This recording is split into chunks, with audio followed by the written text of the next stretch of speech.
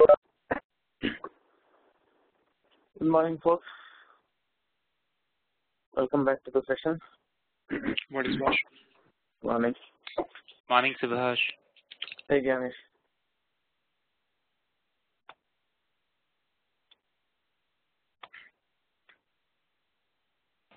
Good morning.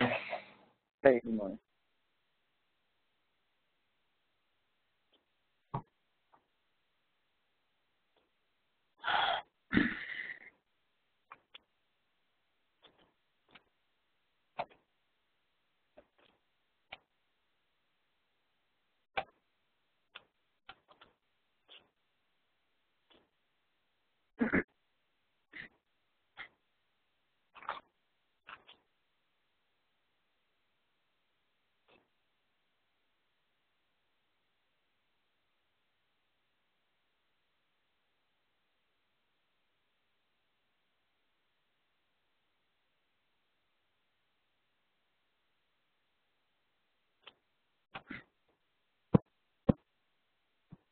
All right, folks. So let's get started. So the other day, yesterday, we basically were looking at the methodologies, and we also went over the software release management process as well. Right? Any questions or any follow-up action items that if you have any of you, then I can address them now.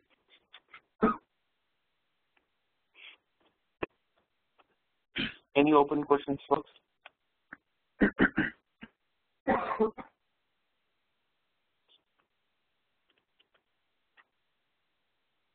All right. If you don't have any questions, then let's move on. So today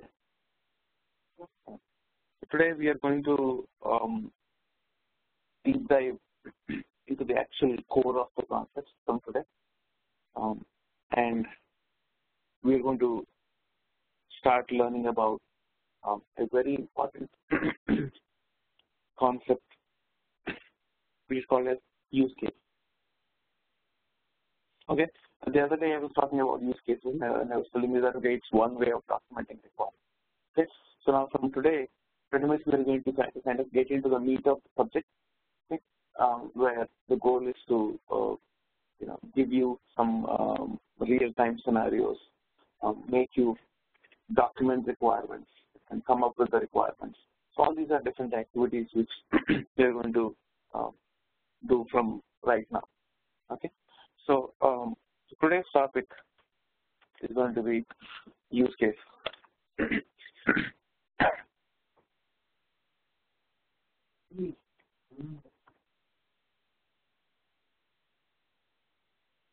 Can I come closer?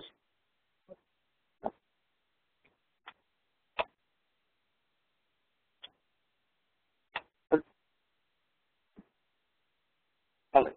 Use case. As I said, use case is one way of documenting requirements. It's one of the popular methods, very effective and efficient method in the process of documenting requirements. Now, there are several ways of documenting requirements, a number of methods. But I think out of all the methods, use case is very popular because whenever I have documented requirements using a use case format and approach, it was very easy for me to communicate and document the requirements. And also, at the same time, it was easy for the technology team to understand what I'm trying to come. Because use case approach, you can break down the whole complexity of the whole process into multiple components, and it allows you to document the requirements. Any of the projects is the method of requirement gathering or documenting the requirement gathering specified to a particular methodology or? Okay. So what you're asking is, would the method of gathering requirements vary based on the type of the model that we are implementing. Or is it specified in a project that you have to gather it this way only?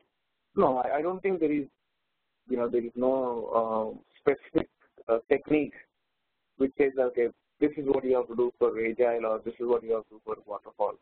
So the goal is to gather requirements, right? And, if you're working on an Agile project, Agile implementation, it's going to be more aggressive.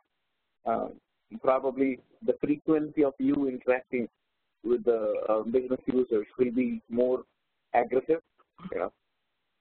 I mean, rather than having 2 meetings in a week, which probably you will do it in Agile, you may have around 4 to 5 meetings in a week. Why I asked this question was if all the members of the project, whether it is design, technical development, etc., if they are all in line with one particular methodology they follow same.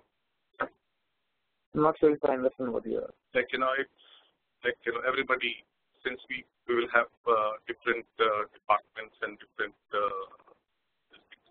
so if everybody is comfortable with one particular methodology. It's not about comfort.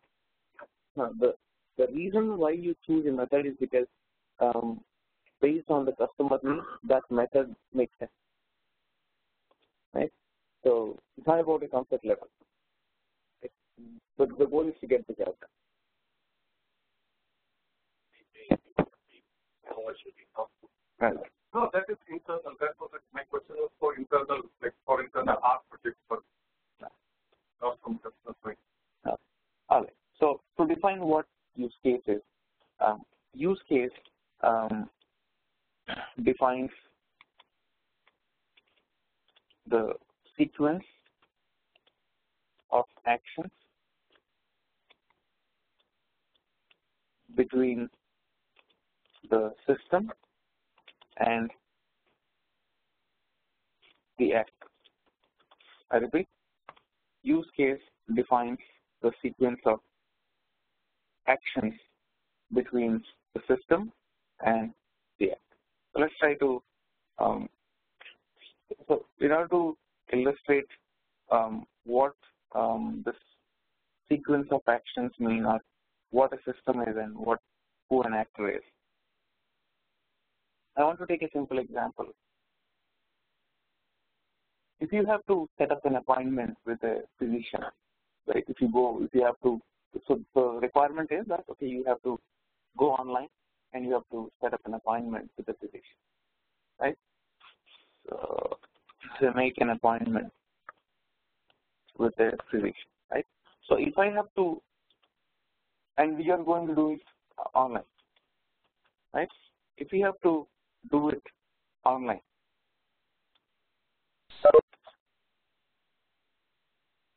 how would you go about documenting this? What are the steps involved in the whole process of making an appointment? The first thing is obviously assuming that you are going to search for a physician. First of all, I would say user opens the browser and enters www.google.com. And they just take a simple example. User opens the browser and enters www.google.com. And how does the system respond? System will respond by displaying the Google homepage, right? So system displays the Google search page, right? Now what is the user going to do? The user enters the search criteria, right? The user enters the search criteria and gets entered, right? Now what happens? System displays the relevant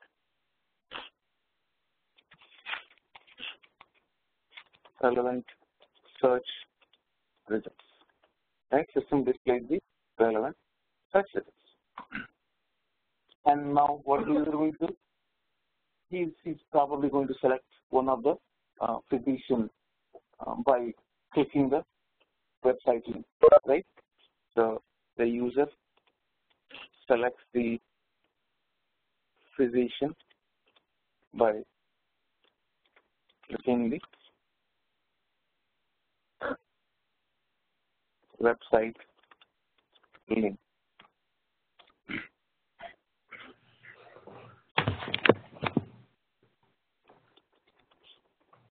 And system navigates the user to the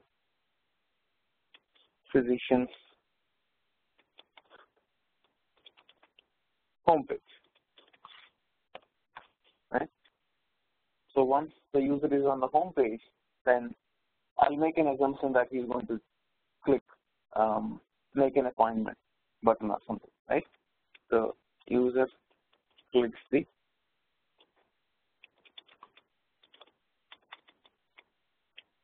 appointments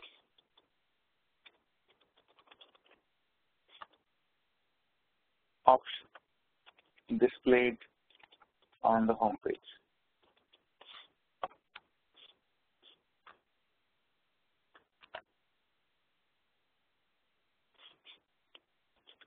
System displays. So if I have to make an appointment, maybe system is going to probably display the calendar, right? It's going to display the physician's calendar, right, with all the available dates, right? The system displays the physician's calendar with the available dates, right? Now, user selects a date from the available options. Now, what is the system going to do? So, the moment I select a date, it has to show me what are the time slots available. Right? I mean, I just cannot select a date. I have to know what are the timings that are available. Right? So, system displays the available time slots for the selected date.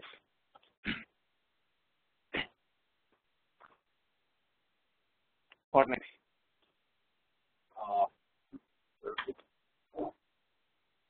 So user selects a time, right? User selects a time slot and fills the appointment information, or I will say fills the appointment form, right?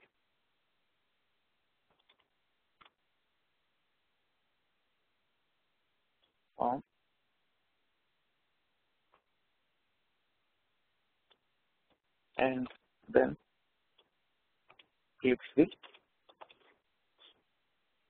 submit button. Finally, system displays the appointment confirmation page with the confirmation summary, right? Okay. So let's take a look at it, right? So here, for each step, the way we documented this is user opens the browser and performs an action, and system responds. User enters, system displays. User selects, system navigates. So what we did here is we clearly broke down the whole flow into user action versus system response. Right?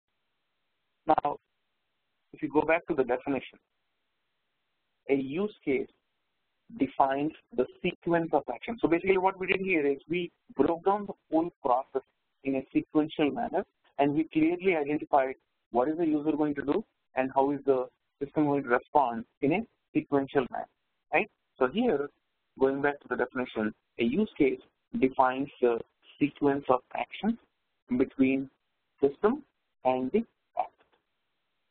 Okay. Now here, who is the actor? Actor refers to the user who is trying to make an appointment, right? And what is the system? System basically is the physician's website with whom the actor is interacting and trying to make an appointment.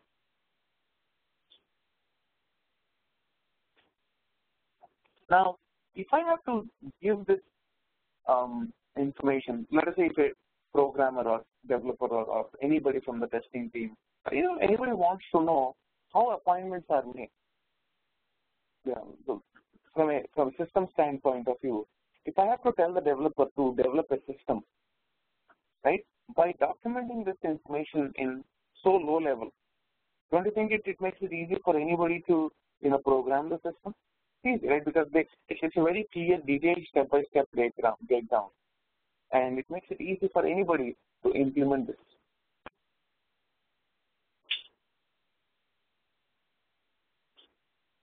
All right. So here, now, but this is only a sample for you. But in the real time, when you are documenting use cases, right, there are use case normally is broken down into 2 parts, right? One,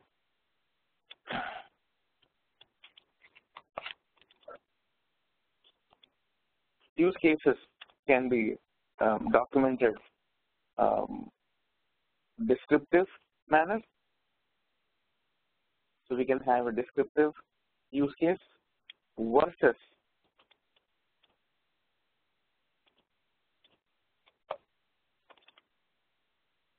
type.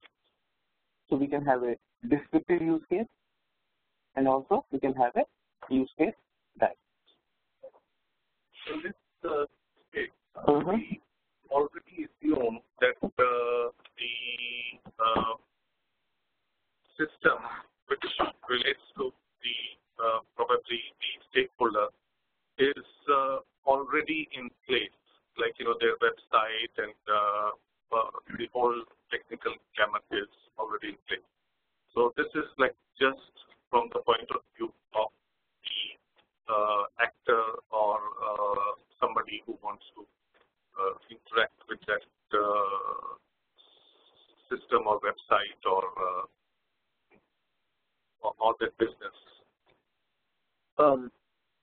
The reason why we took an example of an existing site is because to give you to make it easy for you. But normally what happens is you're documenting requirements. So if you're documenting requirements, then the system probably is not in place, right? So you have to make assumptions based on the discussions that you have had with the business. So you have to come up with all these assumptions and document it accordingly.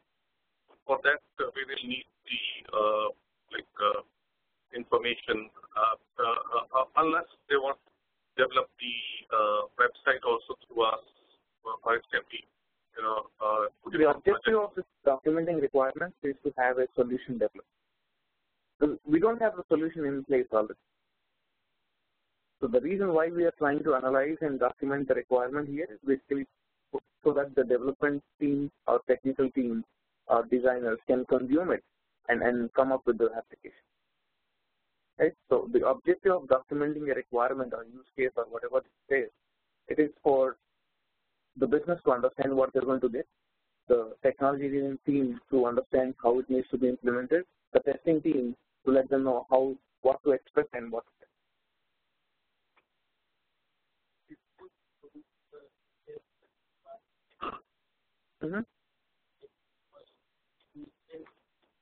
So use case is one way of documenting requirements. There are multiple ways of documenting requirements. Use case is one way of documenting it. And when you deep dive into the requirement, a use case basically what happens is it breaks down the whole complexity into bits and pieces, and it allows you to document requirements. A simple example: the physician's website we have so many. See, they want to develop a physician's website with exhaustive list of features. Maybe like an option where the customer should be able to register themselves. They should be able to log in. They should be able to change the password. They should be able to make an appointment. Right? They should be able to view their results, their reports. Right?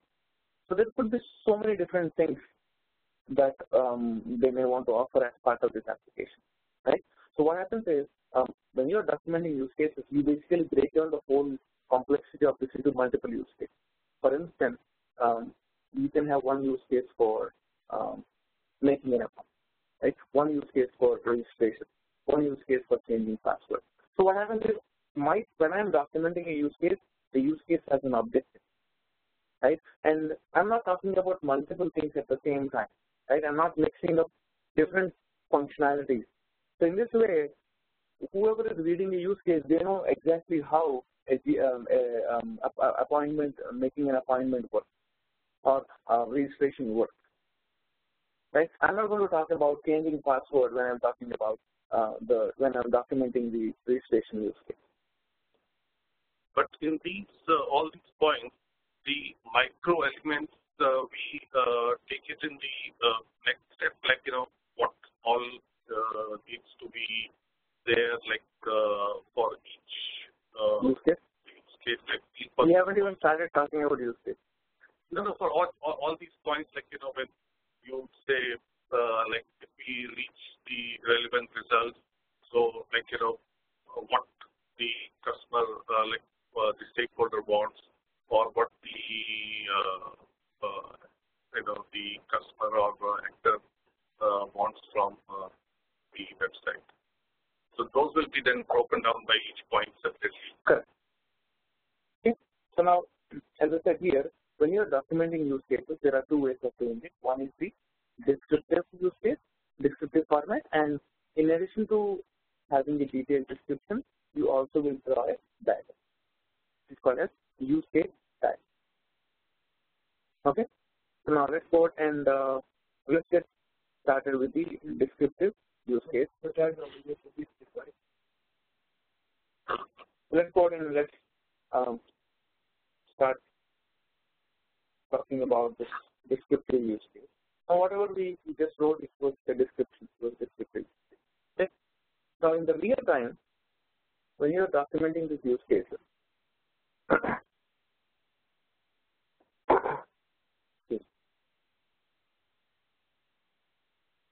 in the real time, when you are documenting these use cases, you have to make sure that there is a certain set of information, a certain set of attributes associated with every use case. Every use case should have some set of information which is mandated, right? Which I'm going to document it as attributes of the use, a descriptive use. So what I mean by attributes is that whenever you are trying to document a use case, so you have to associate the use case with this set of information. Okay? I'm going to quickly list out what is required and we'll take it. To start with, every use case should have a use case ID.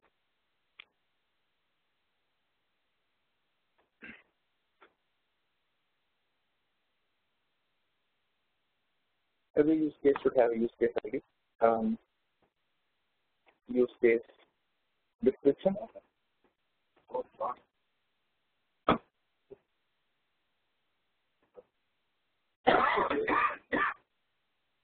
Use case ID, use case description, followed by the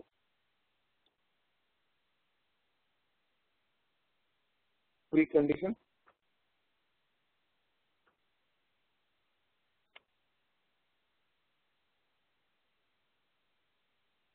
we also have access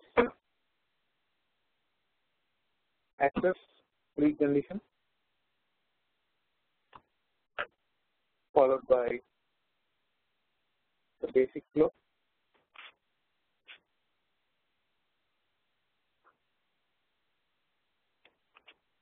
alternative flow,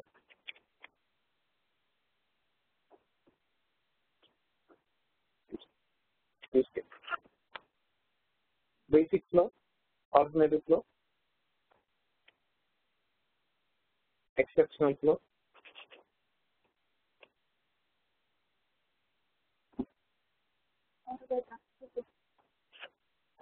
Just give me 1 second, folks. Just give me 1 second, folks. Hold on.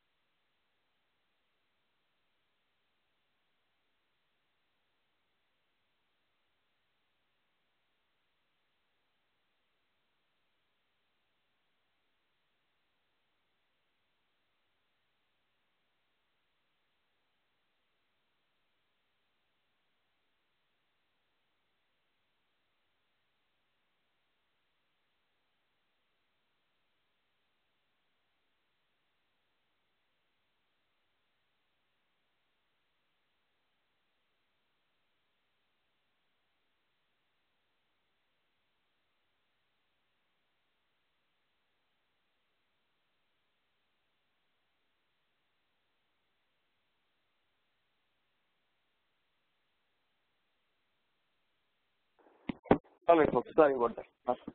So attributes of a descriptive use case. So whenever you document the use case, this is the set of information that you have to associate with every use case in the real time. Okay. So use case ID, use case description, actors, precondition, basic flow, alternative flow, exceptional flow. Then we also have the post condition.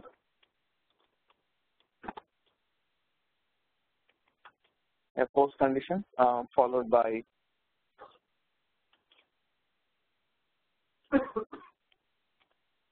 the stakeholder,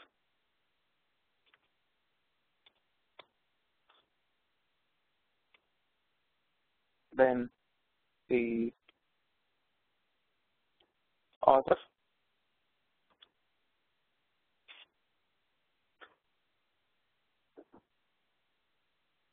so use case ID, description, actors, precondition, basic flow, alternative flow, exceptional flow, post condition, stakeholders, author, and we can also document the priority of the use case. Priority. Okay.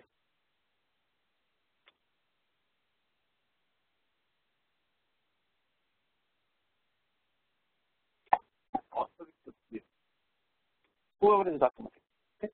So here, as I said, right. So whenever you are documenting a use case in the real time, okay, this is the bare minimum set of information that you have to document while you are documenting any use case.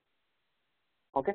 Now, in the real time, what happens is every document that you write, be it a use case or a BRDF or any kind of document that you write, you will be provided with templates, predefined templates, right? Template is nothing but a skeleton, a structure of document is already predefined. Let us say if you are documenting a use case, it will have all the attributes listed. All you have to do is just fill in. fill in the blank. Even if it is a BRD or FRD, a change request, any document that you take. I'm going to show you all the documents, though, but for your information, you have to understand. You don't have to worry about creating this from the scratch, because at this point of time in the industry, every organization has already a predefined set of templates. And when you start working in the project, the first question that you have to ask when somebody is asking you to document requirements, the first question you should ask is, okay, what kind of is there a template? Is there a template where I can start documenting? Okay. Yeah, Rohel, go ahead. So this must be documented by the VA? I'm sorry? This must be documented by the VA? You mean the use case or the template? Use case. Yes, use case. Obviously, use case is basically one way of documenting requirements, right? So, yes. Yeah, assuming that you are going to work as a VA, you will document the use case. Okay, perfect. Thanks.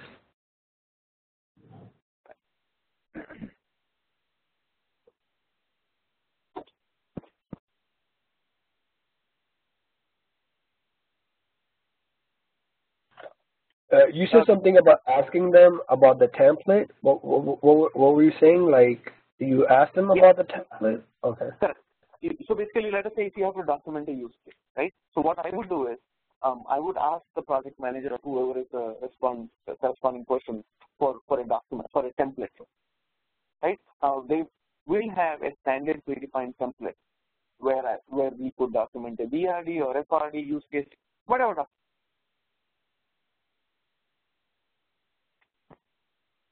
Okay, and also what I can assure you is that if you understand these attributes with respect to use case, and if you can document a use case, using all these attributes, I think you're good to go. You can document any use case with any given country. If you understand all these attributes, and if you are able to document a use case and document all this information with respect to a particular use case, I think you are good. You can work in any industry, and at any given instance, if you are challenged with a requirement where you are asked to document a use case, I'm very sure that you will be able to handle, provided you understand what I'm talking about. Okay.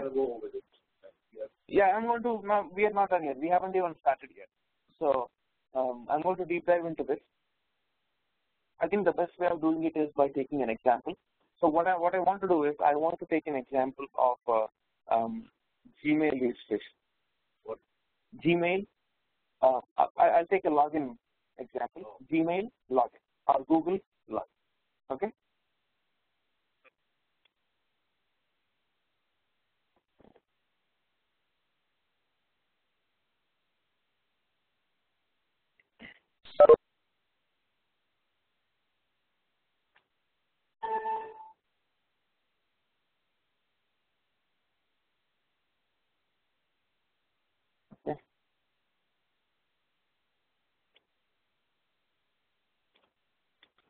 Gmail login. Yes. Okay. So what I want to do is what I'm trying to accomplish here is so this is basically a requirement, a use case that I'm documenting for a Gmail login flow. So by looking at this use case that I have documented, it should be good enough for a developer or a business user or anybody to understand how the login flow works. So I'm basically documenting the requirement for that process. A login to describe how a login flow should be working from a system standpoint. For that, I am documenting a use case. Okay.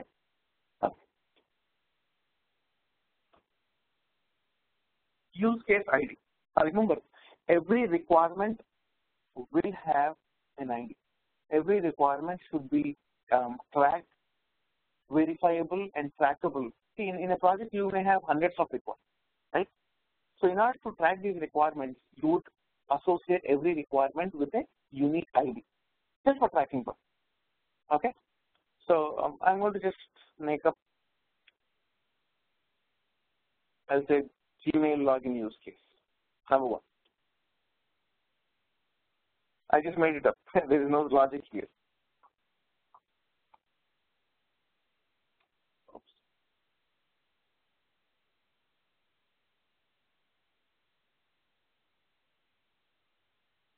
Gmail login use case. Number one. Now it could be numbers also. It could be IDs, could be like numbers or alphabets, whatever.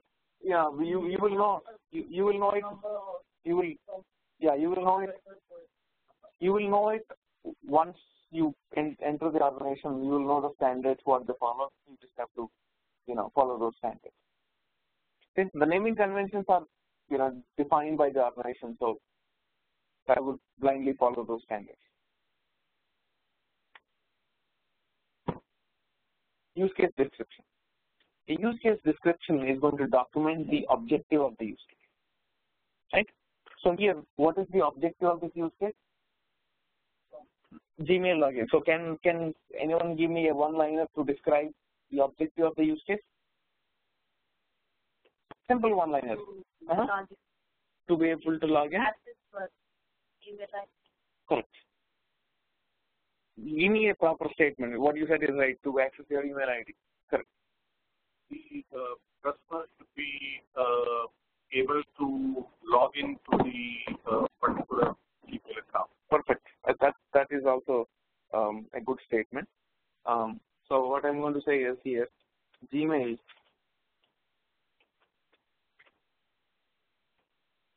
login use case.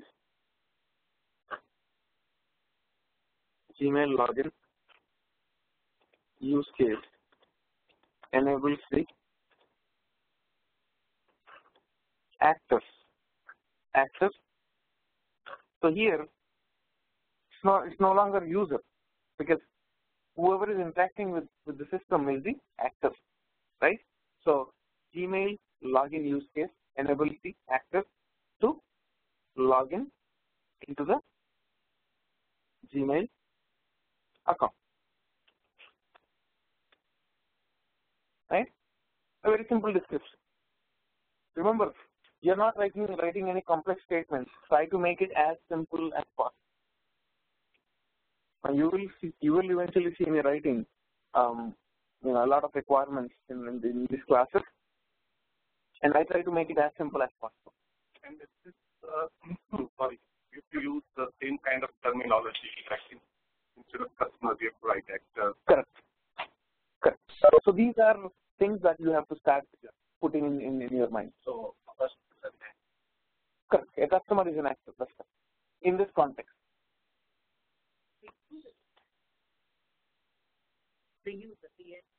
End user or customer, both are same, right? So for you, for Google, you are basically end user or you are the customer, right? Both are same.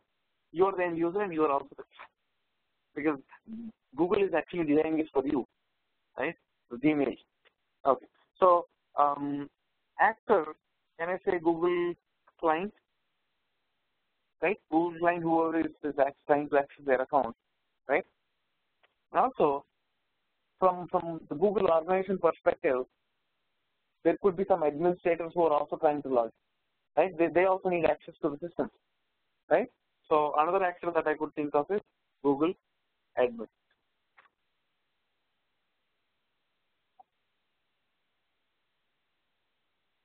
Google admin and Google actor.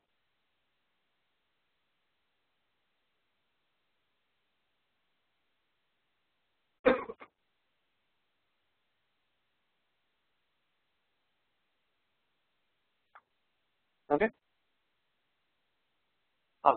Now the precondition. A precondition is a condition that needs to be satisfied in order to accomplish your objective. So what is the objective? Objective is defined in the use case description, right? What is the objective? The objective is that the actor should be able to log in, right? So if the actor has to log in into the Gmail account, what are the preconditions? What are the conditions that need to be satisfied? That depends upon the stakeholder, like what kind of details they want. Like some websites, they want only name and last name. Some they want their address and phone numbers also. Correct. But here, in this context, what she said is correct. If you have to log in and access your account, the first precondition is that you should have valid credentials, right? Valid credentials. So the precondition number 1 should be, how should I document it? What should I write? User has? No, not user. Forget about user, right? Actor has valid login credentials, right? Actor has valid login credentials. See, if you document this here, if you say actor user, right? Now, it basically your documentation is inconsistent. Your documentation becomes inconsistent if you start using the word user here, because in the actors you have defined Google client and admin. Now you are talking about user. People get confused. What do you mean by actor and who is a user? So always remember, you have to make sure that your documentation is consistent. That's why I was asking that we follow the same person. Yeah, you have to follow the same terminology. That's correct. Okay. All right. Anything else that you could think of? They must have a internet access. I'm sorry. What did you say? They must have internet access. I think that's a good point. They must have internet access. They must have computers. The computer should be turned on. The computer should work. Right? So these are all preconditions. I agree. But however, we have to make sure that the preconditions that we are documenting are relevant to the context. Right? Yes, the precondition, another precondition I could think of is actor should have a good mood to log in. That's not the precondition, right? He should have a mood to log in. But that is not relevant to the context. Right? So whatever is relevant to the context. So for instance, sometimes system crashes. Right? So here we are not going to consider all those into the context. The assumption is that okay, everything is, whatever is relevant is only going to be documented as part of our precondition. Okay. So with that being said, anything else that you could think of?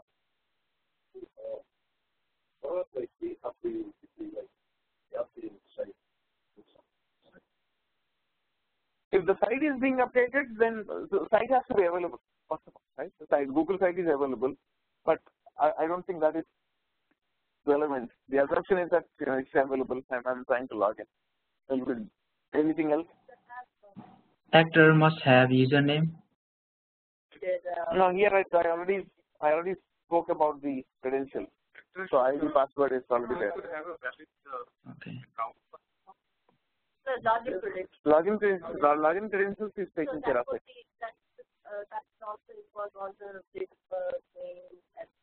But why are we talking about date of birth name?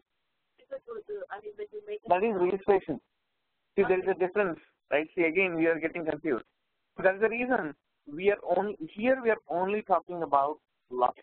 If I have to log in, I should have already registered, right? So I'm not even talking about registration here because my statement which says that actor should have valid credentials, which it implies that the actor has already registered and he's active, right?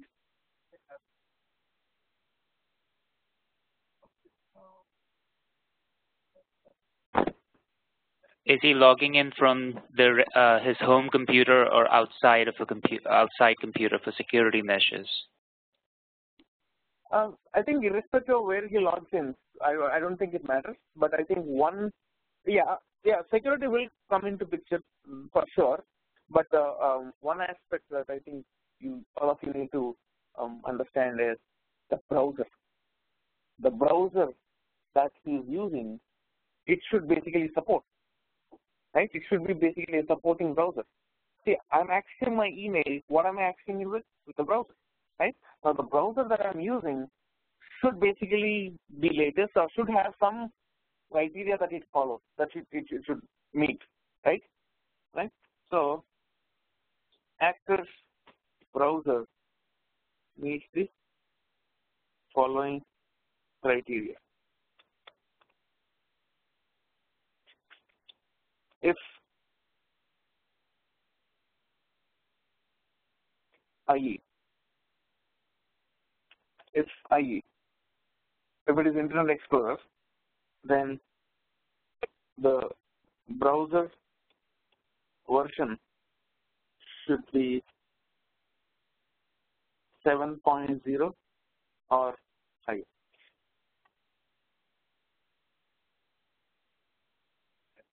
If IE, Internet Explorer, then if it is Firefox, browser versions, let us say, should be 8.0 or let us say 6.0, right? If it is Chrome, then it should be 5.0 or higher. And if for some reason, if they are not supporting a browser, they can also mention it that, okay, this browser is not supported or any other browsers are not supported. Right? You can also say, and also depending on the type of the application, you can have several criteria. So for instance, if you have to watch a movie in Netflix, assuming that you have an ID password, right? What is the browser specific condition that needs to be satisfied? What is the precondition for you to watch a movie in Netflix, assuming that you have an ID password and a valid account? What is the browser precondition? You should have a Flash player installed, right? I would say you should also have the cookies enabled. If you don't have the cookies enabled, it won't let you store data in your cookies, and it won't stream.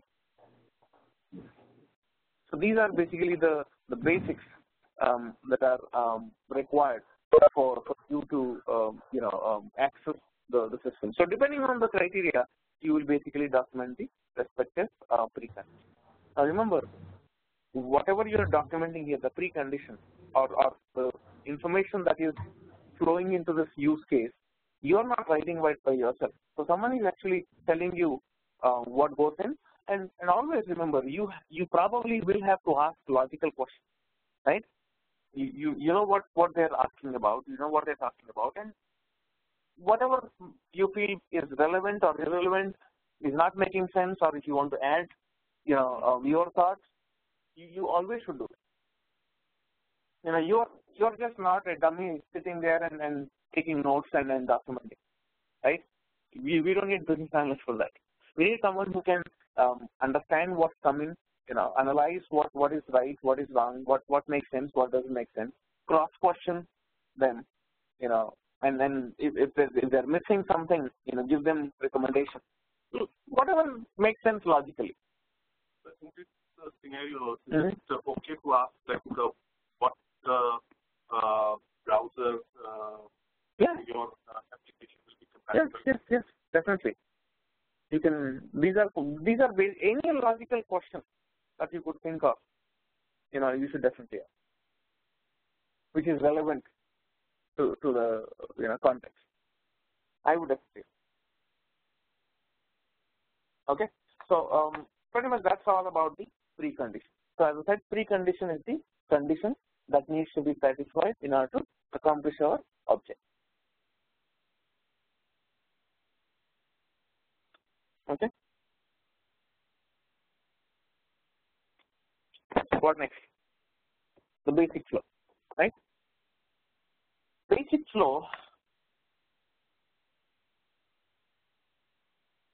is the flow which documents the steps or sequence of actions between the system and the actor in the process of accomplishing your goal. So if the actor has to log into the Gmail account, what are the steps that are followed? So in the previous example, we took the scenario for a physician's appointment. So here, pretty much you would go ahead and document the same set of steps, a sequence of steps that happen or that are supposed to be processed in the in the process of logging into the system, right? So having said that, I already gave you that information. Can you go ahead and document the basic flow? Go ahead and document it. I'll give you like 3 to 4 minutes. Go ahead and document that flow. You understand what I'm asking for? A basic flow is a flow which documents the sequence of action between the system and actors, and the basic flow should actually accomplish your goal, right? The goal is users should be able to log in. So what I'm going to do is I'm going to document all the steps that are involved in the process of an actor logging into the Gmail account in the basic flow. Oh,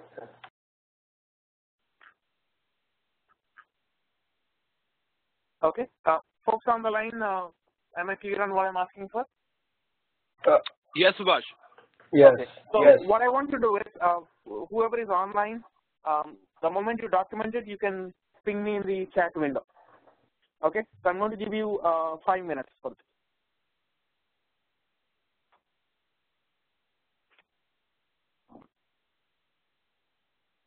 Time starts now. Should be very simple.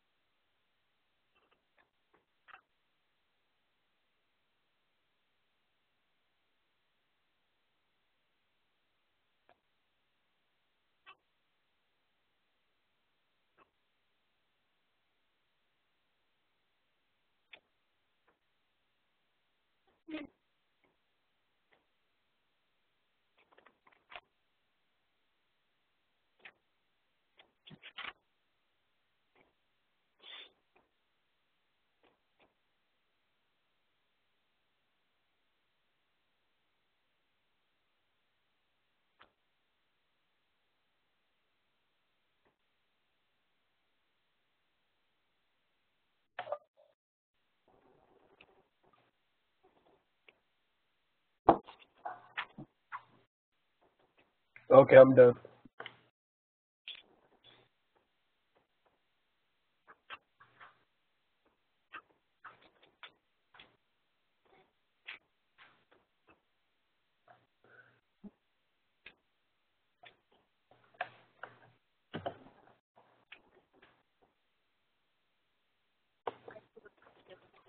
Right. The inspector will open the page. The inspector will enter valid credentials. So,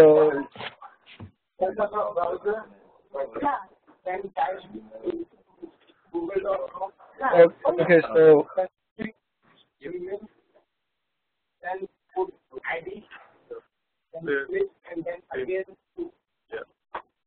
I did after access website to browser. Why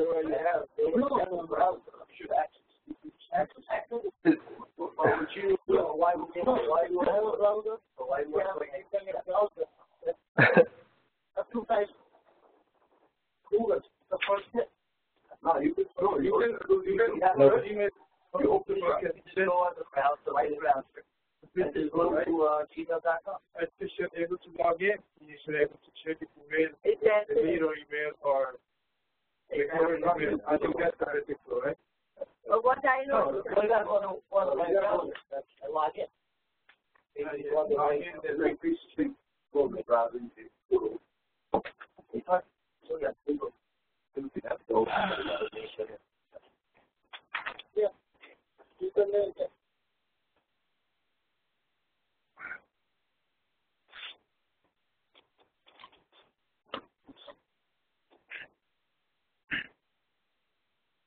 So that's We'll review. Yeah, I think 4, 5.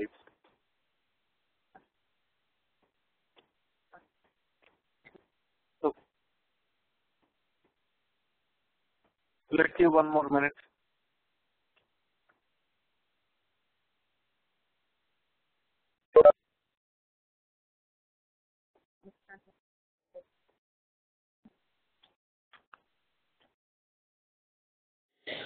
Subhash, did you get the message I just sent? Let me check. Thank you.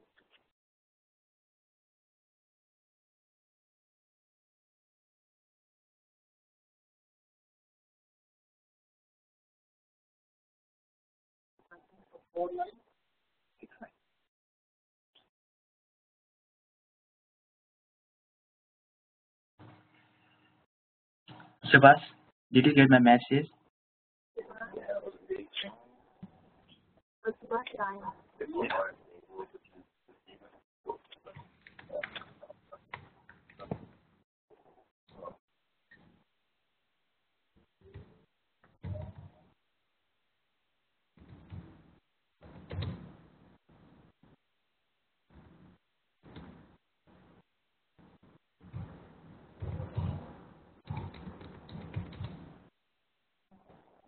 Alright, so let me go. I did get the message. Input all credentials. What is this? Did somebody ping me the flow online?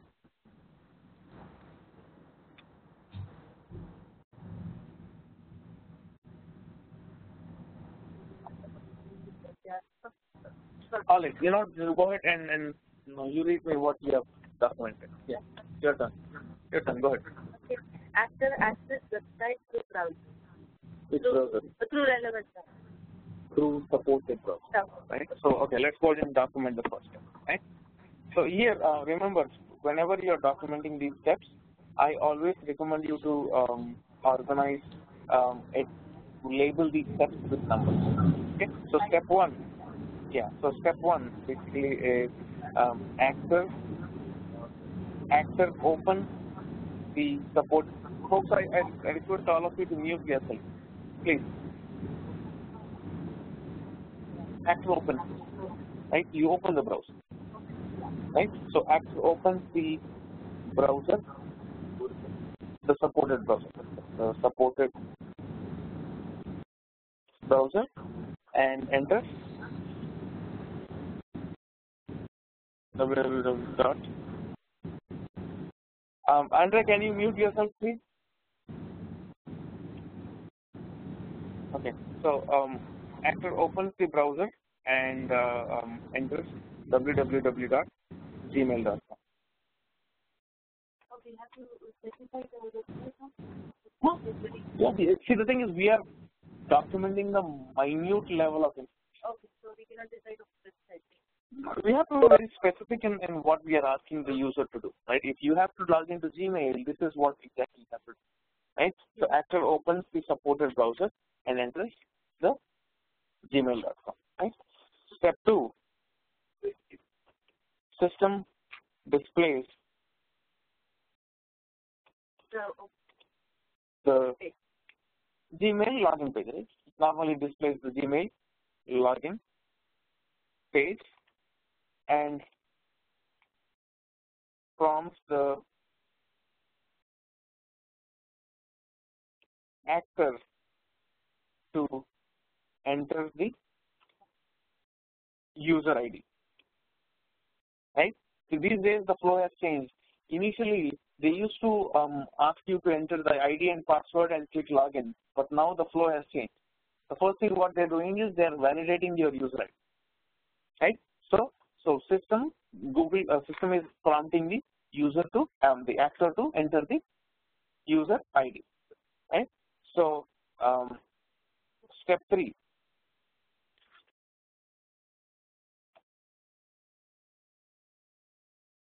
Step 3. Actor enters the valid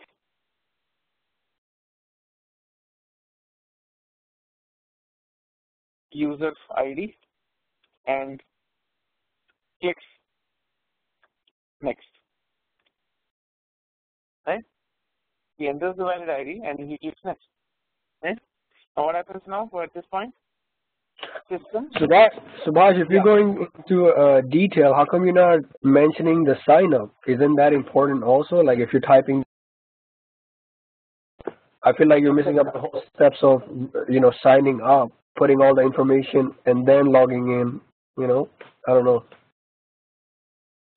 Signing up basically is another use case, right? Here we are only documenting the requirement for a login process. How is the user going to log in? For registration, we will have another use case, right? Oh, okay. So basically, see, the thing is, right, if you try to put everything in one use case, then, I mean, it doesn't make sense. I mean, whoever is reading it, they will get confused, right? So the objective of documenting use case is to break down the whole complexity into individual pieces and document the functionalities accordingly. Now, whenever I'm going to document the login flow, it has nothing to do with registration. That means you're already registered. The assumption is that the precondition is that you're already registered. Now, if you want to document the registration process, yes, we have a Gmail registration use case. So that is a separate use case.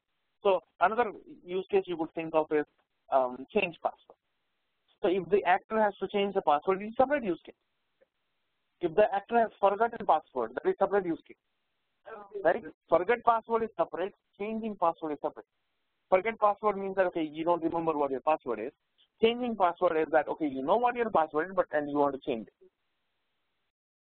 Right? Yeah, the steps and the flow is different, and you have to document that in the form of use case. So every flow, every feature, you know, you basically identify them and break it down clearly into detail, and then document the use case accordingly. If you start documenting everything together, then it's not going to make sense. Whoever is reading it will get confused. Subhash, I have a question. Yeah. Subhash, so I understand that you wrote use case ID GLUC1. I understand where the GLUC came from, obviously from the Gmail login use case. But why 1? Is it because it comes with like different updates in the future? Like it could come with GLUC2, GLUC3. Like, do we work on something in the future, or is just like that's how we just do it? I just made it up. If you don't like number 1, I'll delete it. Okay, got it. Thank you. No, but let me explain. There is a reason. I think this question is logical and it makes sense. Normally, what happens is when you are documenting requirements, and if there is a change, then you might want to document the corresponding version accordingly. So you can say, okay, now there is a change, and for this particular GLUC1 requirement, the changes were documented in GLUC 1.1 or 2.0, something like that. And also, under login, you may have multiple use cases, right? Like change password, right? So that is one use case. So you can basically document it all under one umbrella. But I mean, technically, there is no other reason. I just made it up. That's all. Okay, so in the future it comes with another update or something, so that's when we use 1.1, 1.2, that's why. Correct. Okay, thank you.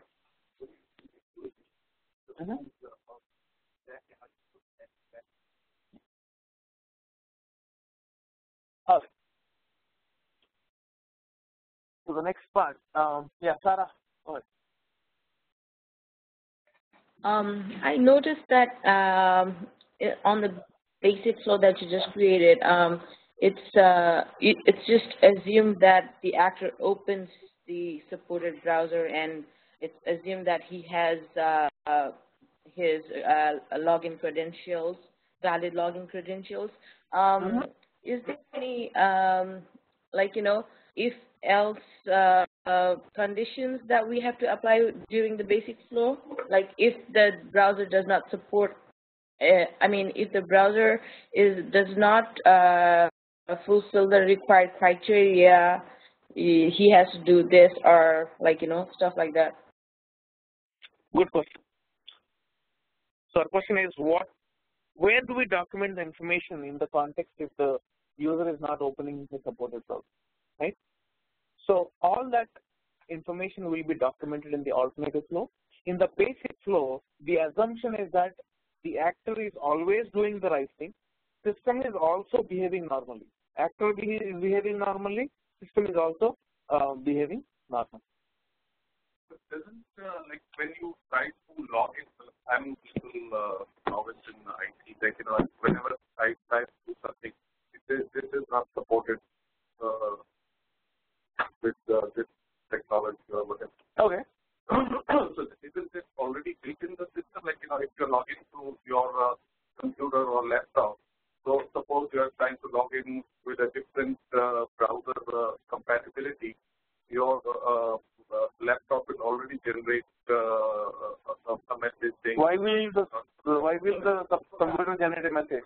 If the application has to populate a message. Yeah, well, whatever. Either the application or like the website will say this is not compatible. Right.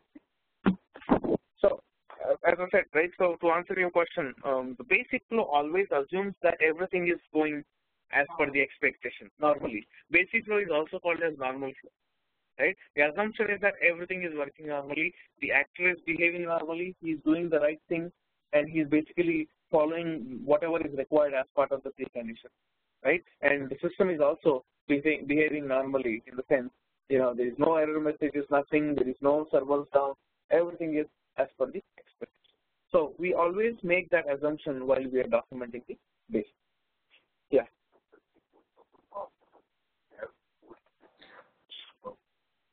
Basic flow or basic scenario both refers to the same. Okay, so did that answer your question, Sarah?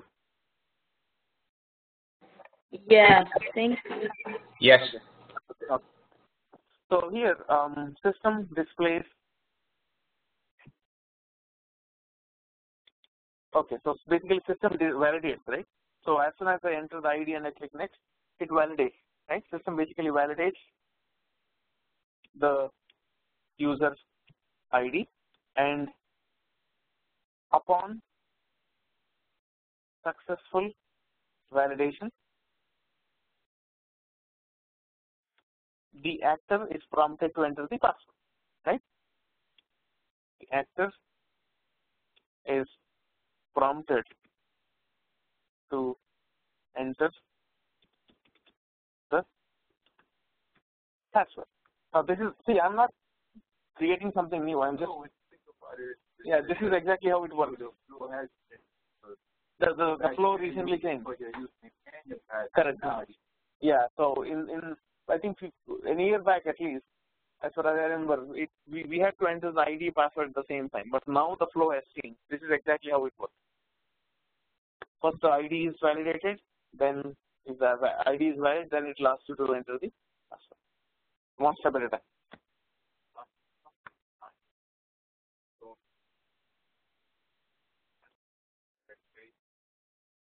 They have changed the logic. I don't know why they have changed it. There could be several security reasons for changing. Or in order to optimize the system also, they may have updated the system. See, when you are entering a user ID and password and clicking next or login, if you think from a system standpoint of view, right? System has to validate ID and password at the same time. So there are two validation requests passing. But the problem here is,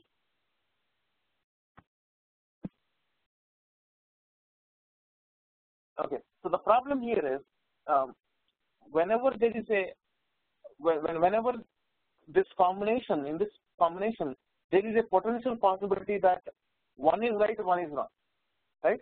But here the issue is the user should not be able to log in, if at least one is incorrect. Both should be right. ID and password both should be right, right? So what we are doing is we are taking a step-by-step approach. They are broken down, because what happens is when multiple requests of this kind of validation are hitting these servers, it will slow down the performance. You're not the only one doing it. There are a million people doing it at the same time, right? So I think that is probably one reason. I'm not a technical guy though, but logically this is what I think, right? Right. Just based on login at email, like if there's two there's too many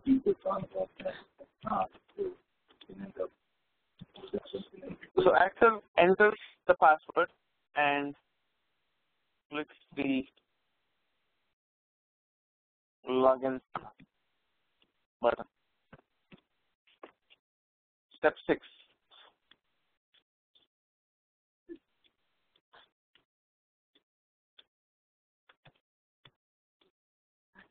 System displays or system authenticates the password, and upon successful authentication, the actor is navigated to the respective homepage. Now, I use the word homepage, right? Now, there is a reason why I have used the word homepage here, because see, as a user, as a Google client, when you log in, you always see the inbox, the Gmail inbox, right? Your mailbox. But here we don't have one actor; we have multiple actors. We also have an admin, right? Google admin probably he's seeing a Google admin dashboard, right? So it is incorrect to make a statement that okay, as soon as they are through the login authentication, I just cannot say that okay, they're going to see a Gmail inbox. So all I'm going to say is they're going to see the respective homepage based on who the user is. They'll see the relevant information.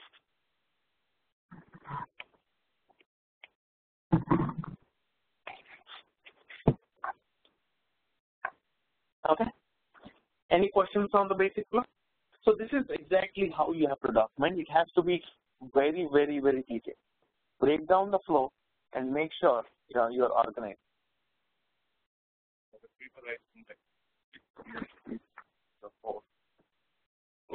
I mean, you can make it into 4 steps also. What I say is that you are doing it exercise because right. And I mean, you can make it 4 steps also, but the thing is, right, the more the merrier. The detail, the better. Right? The detail, the better. And if you organize it in this way, people know that okay, you are a seasoned business analyst. Right. So you want to be professional. You want to look professional. Right. And again, this is if you look at the statements or whatever written, it's very simple, basic English. All you need to have is the capability to write a sentence in simple English without grammar and spelling mistakes. So,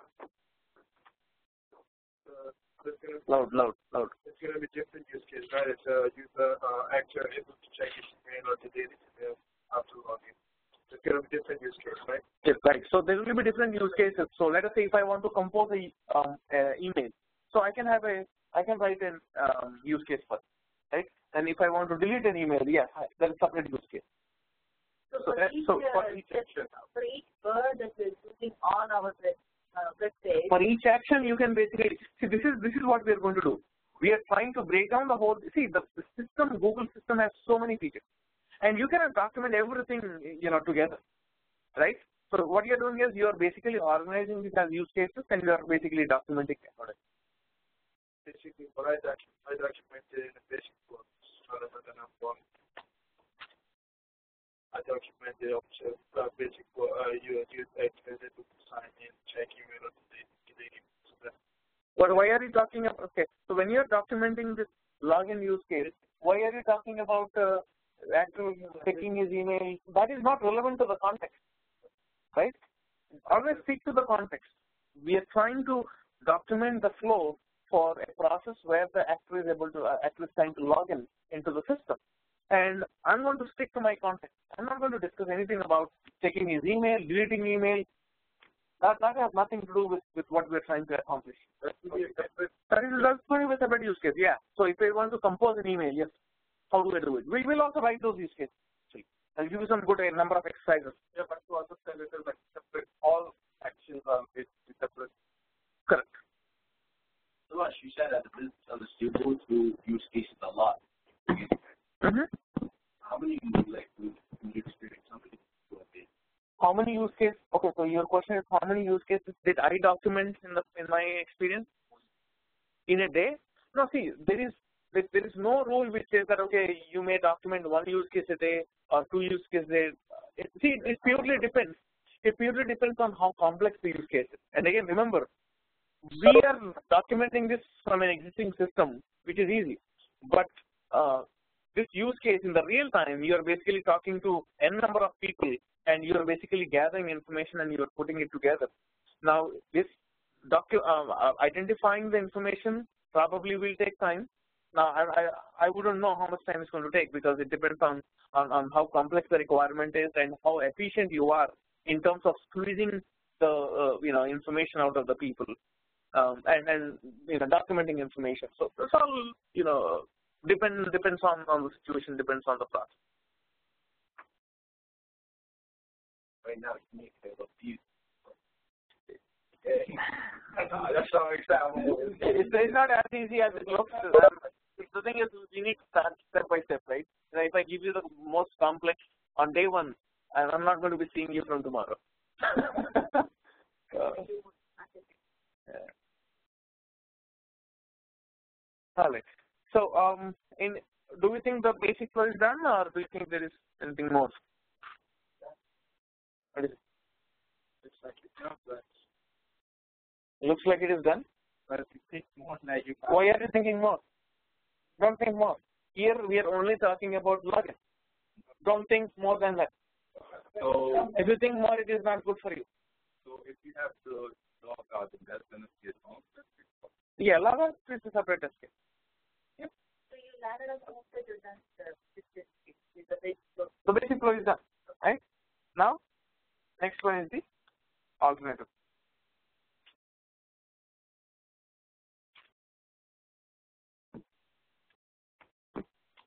Okay. Alternative flow. Any deviation for each step in the basic flow, anything that could go wrong or any deviation that could happen from the basic flow is documented in the alternative flow. I repeat, any deviation in the basic flow for each step, right? Any deviation from the basic flow for each step or anything that could go wrong in the basic flow for each step will be documented in the alternative flow. Okay, and always remember, whenever you are documenting the alternative flow, you always have to refer to the basic flow, because without a basic flow, there is no alternative, right? So now, let's take a look at the first step, step 1.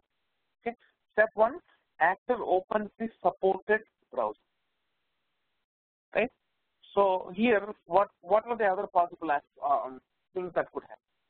He probably will not open a supported browser, right? So what happens?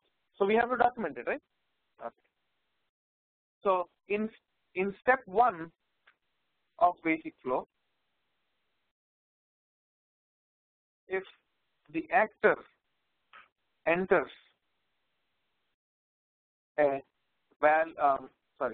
the actor does not use a supported browser, then system displays the Google login page with the following error message.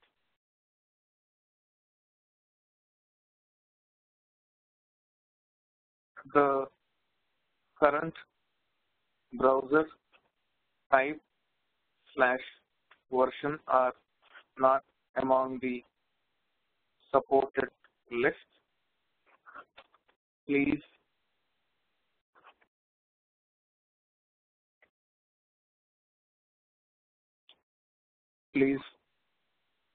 review the supported browser list or call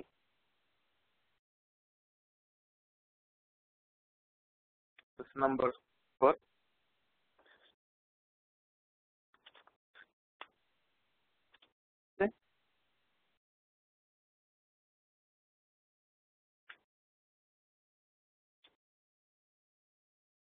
system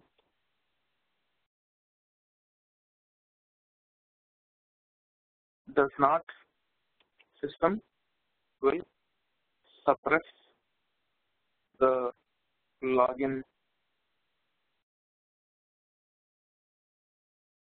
section of the page with the above message.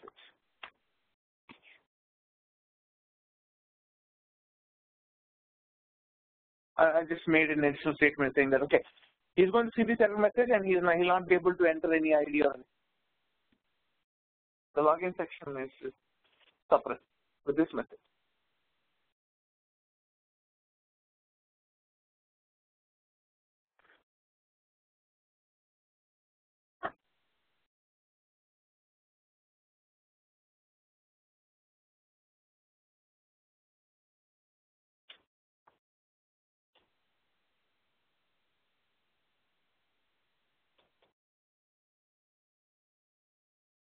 Is everything good so far?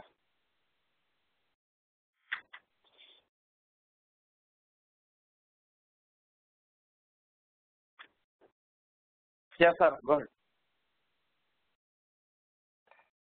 So in the alternative flow, we just have to find the negative clause of step 1, step 2, step Right. 3. I wouldn't say negative, but anything that is a deviation. Let's not say negative. I mean, yeah, it is negative, definitely, but I think the more appropriate statement would be any deviation. I mean, if the step 1 fails, then this.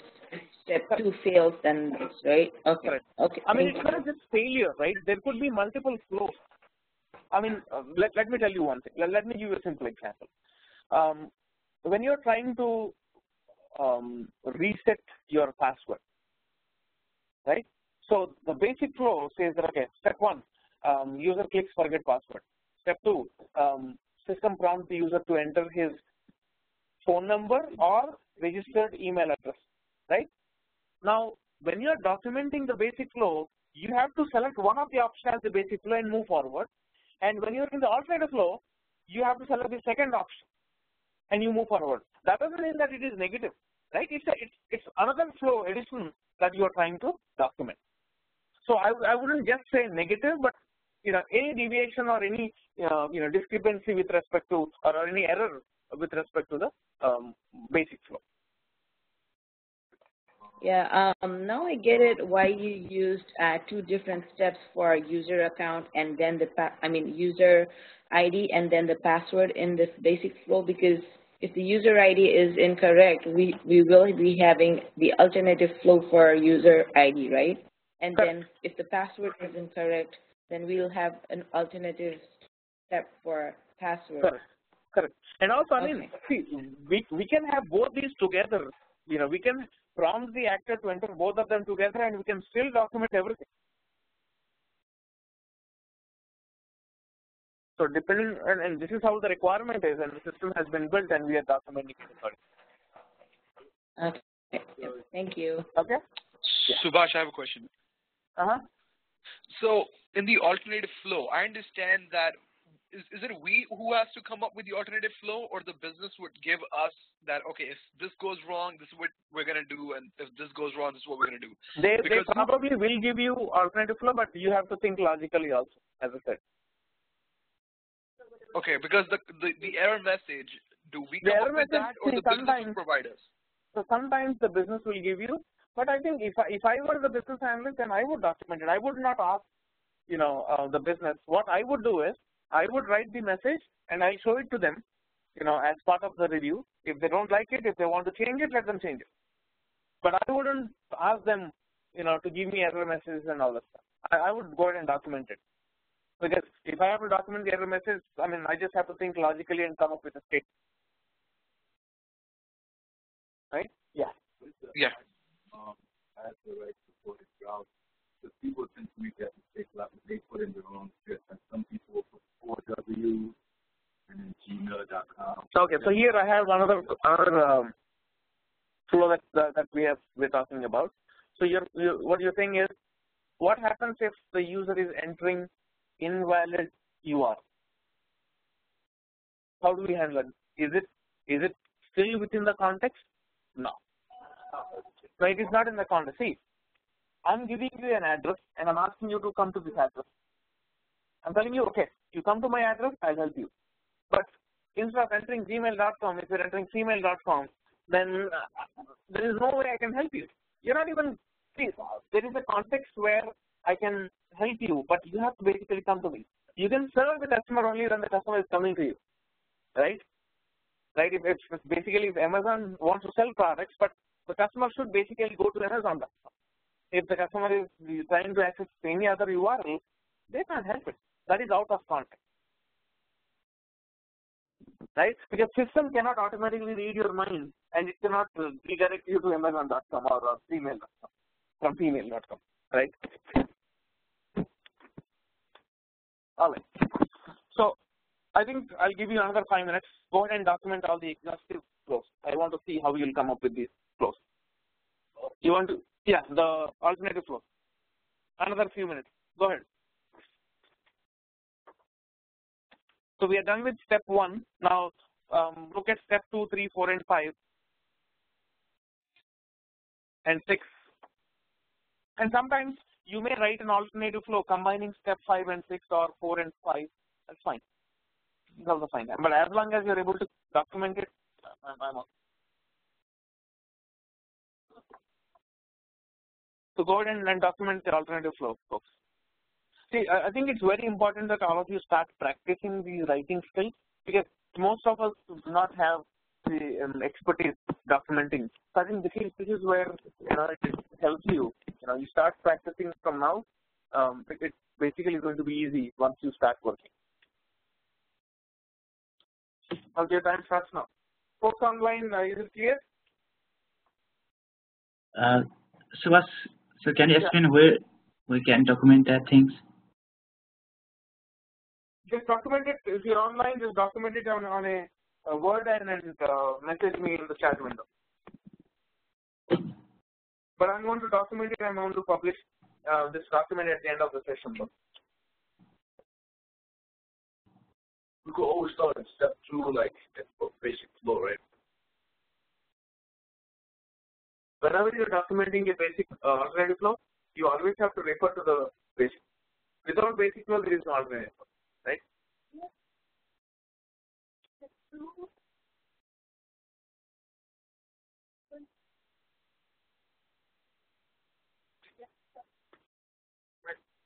See, I mean, sometimes a basic flow, there may not be an alternative flow for a basic flow. Then you move on. That's fine. There is no rule that every basic flow will have an alternative flow. Like for step 2, what could be possible, right? Think through and then finish the documentation.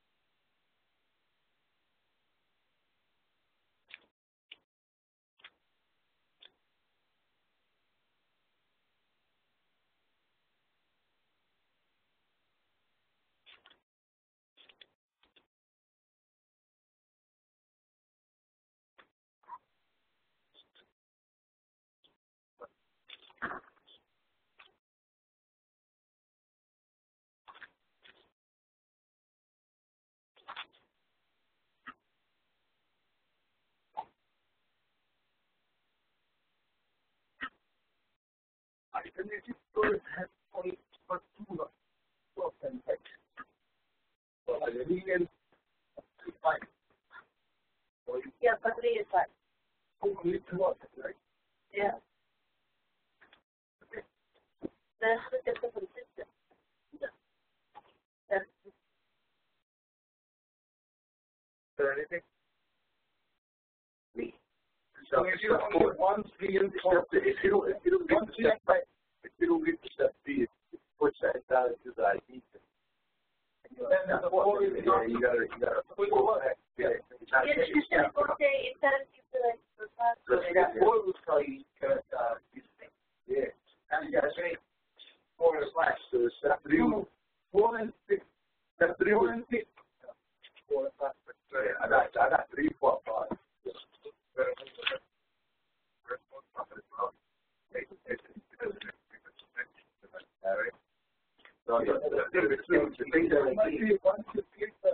Yeah, number 4 and 6. Number 4 and 6. That's it. I have 6. No. Number 4 is not right. Number 3 is not right. And there's this one for the number 4. It says invalid user right. Right? And then if the 4 is cut down. Not ready?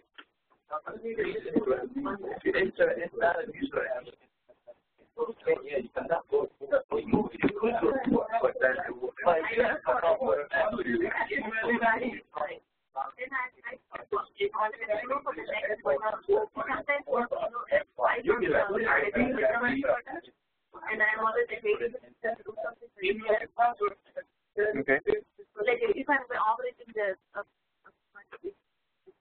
again. I don't just put I never go there. That's how it has to be. So I'm trying to There is no alternative flow for the next button. Let me explain. So now let's take step by step again. Okay. So step 2, system is prompting the user to enter the actor to enter the ID. So basically he's now step 3 is actor enters the valid user ID. Now here basically he could enter invalid ID, right? So in step 3 of basic flow. It's step 2, not step 3, right?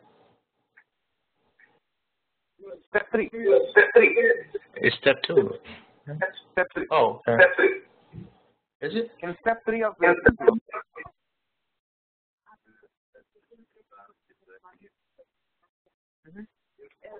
there's all the systems action on that prompt request will again because of this music case. Yes, we're only doing it from the log. We are only documenting it from the active side, from the logging perspective. Yes, Sarah, go ahead. So since this is the use case, we are only responsible for the user's activities, right? Not the system's, right? If the system, like, if the the actor presses next and the system does not go to next, it's not us, right? What do you mean it's not? What do you mean by it's not us? Can you explain what you're I'm not sure if I understand. Like, we cannot create an alternative flow for steps 3 and step 6, right? What do you mean by you cannot? I'm not sure if I'm understanding. What do you mean by you cannot create? I mean, like, in step 3, actor enters the valid user ID and no. I mean, hold on. Let me check. So in step 3, he's entering valid ID and he's clicking next. I mean, what we can do is. In step 2, the system displays the Gmail login page and prompts the actor to the next. Enter the user ID. So that step is going to happen, right? It's not on the hands of the user. There's nothing we can do about it, right? Yeah, when step 2 doesn't have an alternative flow.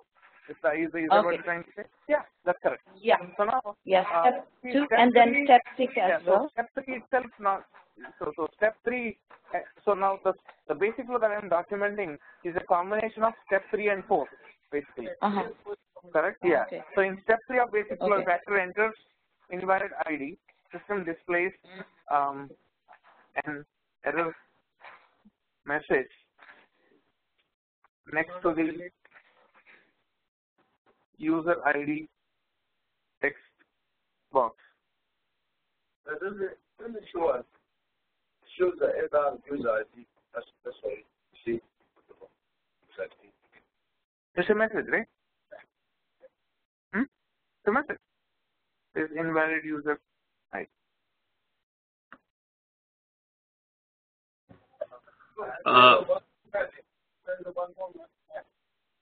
Yeah. Quick question, Subhash. So when you're prompting a user to enter their user ID, and let's say if they forgot their user ID, and I think that Google has that option where you can click on the forgot user ID button, and then it prompts you to the next screen where you can enter your information like your name, and I believe an alternative email address to validate who you are, and then they will send your user ID to that email. So should we document all that too? Why are we talking about forget password here? Forget password is a separate use case. Now, if you start documenting all these features, right? Now, this use case is not going to be a use case. This is basically going to be a book. I'm talking about user ID because. Hold on one second. Hold on. See here, what we are trying to do is we are trying to document the flow for a login process, right? And here the assumption is that okay, he has a valid ID and valid password, but he's basically not entering the valid ID. But if he knows that he doesn't have the ID, then you should basically click the forget ID link. So that flow is different. But here the assumption is that he knows it, but he entered it incorrectly, right? He knows his password, he's entering it incorrectly. Okay, because when we were writing this down and you were explaining everything, I don't know if we made that assumption clear cut that he knows the ID and password.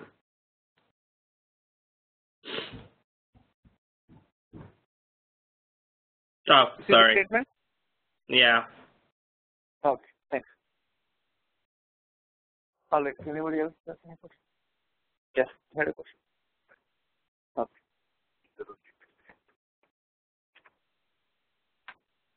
See, I mean, if the user has forgotten password, this use case is nowhere coming into the picture. He is going to directly click the forget password, and that's a separate use case. Yep. Let's not mix everything together.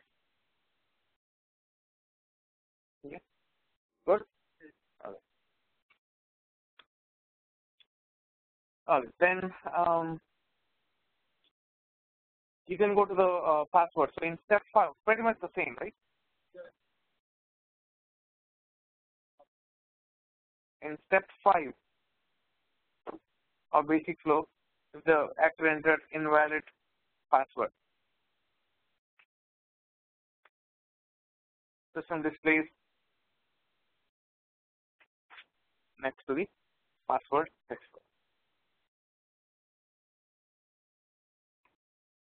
Invalid password.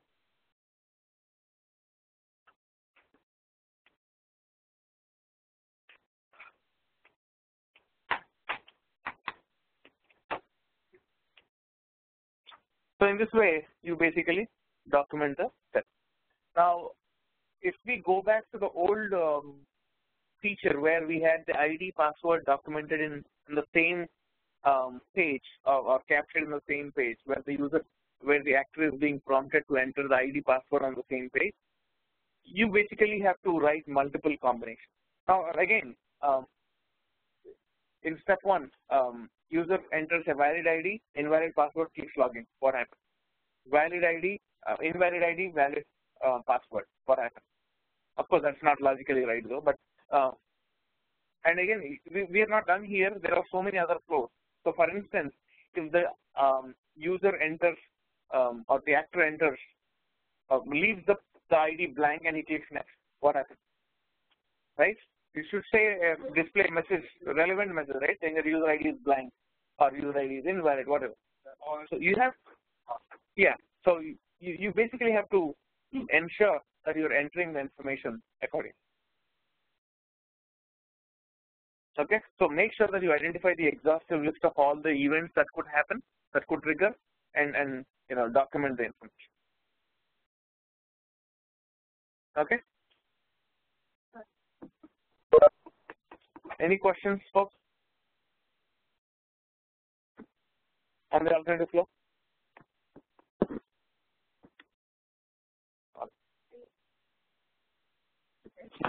Every sentence is started with step 5 of basic flow. Correct. We have to make sure that we always remember that. I mean, without a basic flow, there is no alternative flow. Right? So whenever you are documenting an alternative flow, always refer to the basic. Saying, okay, in this step, if something goes wrong, yeah, this is what is going to happen. This is how we'll handle it. Right? So you basically have to give them all the scenarios and make sure that you are documenting it the right way. Because the developer should not come back and ask you, and okay, what happens if this is how it is, if this goes wrong? What happens if this goes wrong? How do we handle it? So all those are scenarios that you need to make sure you have identified and documented. And if you haven't done that, then you did not do a good job as a user.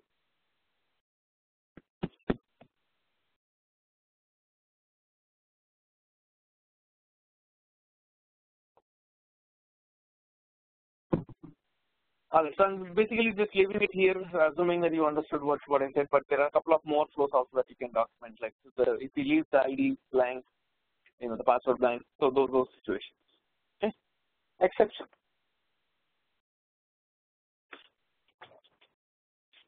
I think the requirement, does it take like a day or so? I mean, I'm sorry, what did you say? I'm asking, like, this chat, it seems like it takes a while to write down the requirements. So is it like more than a day or so? It could take 1 day, 2 days, or even 1 week for documenting one use case. Oh, okay. Thank you. Yeah. So there is no specific rule which says that it has to be documented in 1 hour or 1 day. So there are so many factors which come into picture: availability of the users, and how quickly they are responding with your queries. So are they clear on what they want? They're giving you some information again. Next day they say, oh, you know what? No, let's rewrite it. So they're changing things. So many factors decide the timelines of how long would it take for you to create a use case. Okay. What happens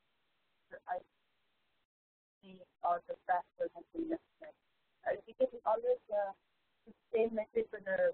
Yeah, whatever message is relevant. All right, exception. Exceptional flow. What is an exception? Exception is an error message that is an error that cannot be predicted. So here in alternative flow, we know at what instance we want to display this error message, right? But exception is an error that cannot be predetermined. Okay, so those kind of error messages are documented in the exceptional flow. Okay, I'll give you a simple example. Let's go back to the flow here.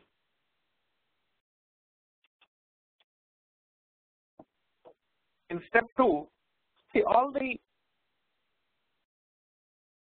errors with respect to the network or servers, anything where the system basically is crashing. So all those kind of errors.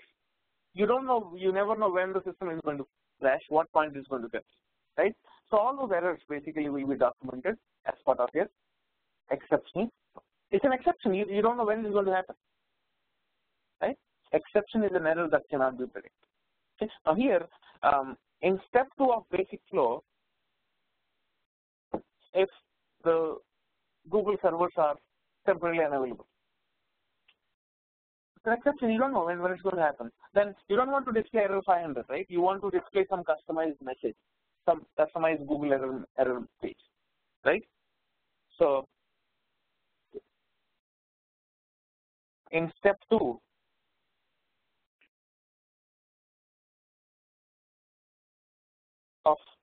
basic flow if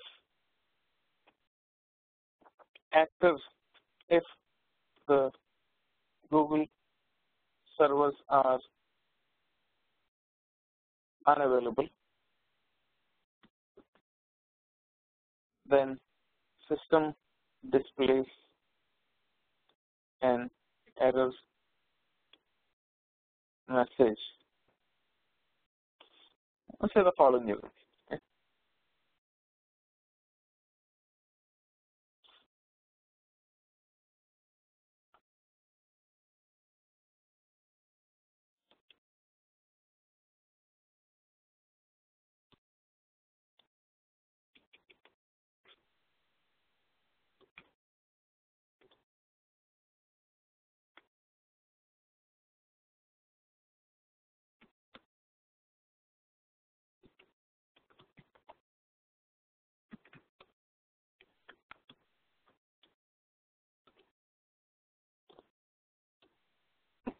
Some message like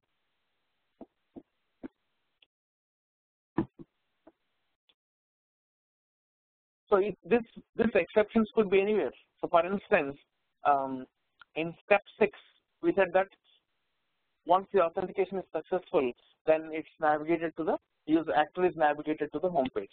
But what happens sometimes is when you are when the page is loading, sometimes if the network is slow, then it will give you an option. There is a network delay. Do you want to view the HTML version, right? So you don't know when it is going to come, right? So all these are exceptions. The exception. Okay? So all those error messages, any network failure, system shutdowns. For instance, if you entered an ID or if you entered a password and you click next, and it's taking too much time for the server to respond to authenticate, right? Sometimes it probably will say authentication failed or authentication is unable to process because of the timeout. It will timeout, right? As the network is too busy. So those are exceptions. You never know at what point will you face. I mean, we exactly know when it happens, but you never know when, at what point it's going to happen. So all those are documented as part of the exception flow. Exception flow may not apply to every step in the basic flow. On the system side. Right. Any issue from a system standpoint of view is always documented as exceptional. So the system is not responsible. Yeah. No. You have to deep dive into step by step, and you have to document steps. You just cannot give one blind statement. No. So you have to document the scenario. It has to be low level. Yeah, it has to be low level. Okay. So moving on to the post condition. Right. Post condition basically is the condition, or is the actor's experience upon successfully executing the basic flow. I repeat, post condition is the condition or criteria or the user or the actor's experience upon successfully executing the basic flow. So once the actor has finished the basic flow, what is the experience? That experience is documented in the post condition. Now, what is the post condition here based on what I just said? Actor successfully logged into the system and then is able to access the site. Right? That's the experience. Actor has successfully logged into the Gmail account.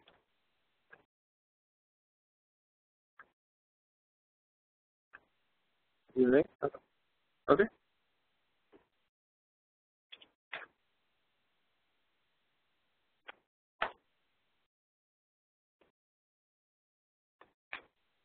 Priority. See, every requirement will be defined with a priority. What is priority? priority means important. How important, how critical is this use case? So normally what happens is you may from a system perspective, you may document like 100 requirements, 100 use cases or 100 requirements, right?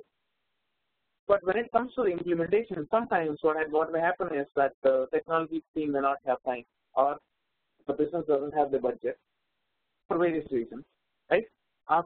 Even after gathering the requirements, let us say they were 100 requirements.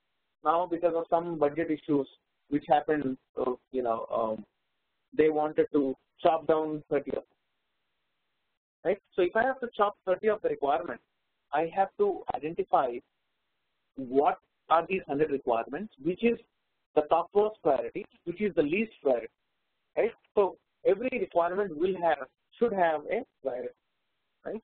So here the priorities can be set up in 3 ways: high, medium, or low. Low, or we can also say nice. I mean, I don't need it, but I'll be happy if I have it. Nice. So these are the different priorities that you may associate with each requirement of each. Nice to have. Yeah, nice to have. Yeah, it's nice to have. From a business perspective, he's like, I don't care. The business user may say, I don't care if I don't have it, but yeah, I would love to have it. That's fine, even if it is not done, that's okay. Well, high would say. High is like, yeah, definitely not. Yeah, without this, it's not going to work. Correct.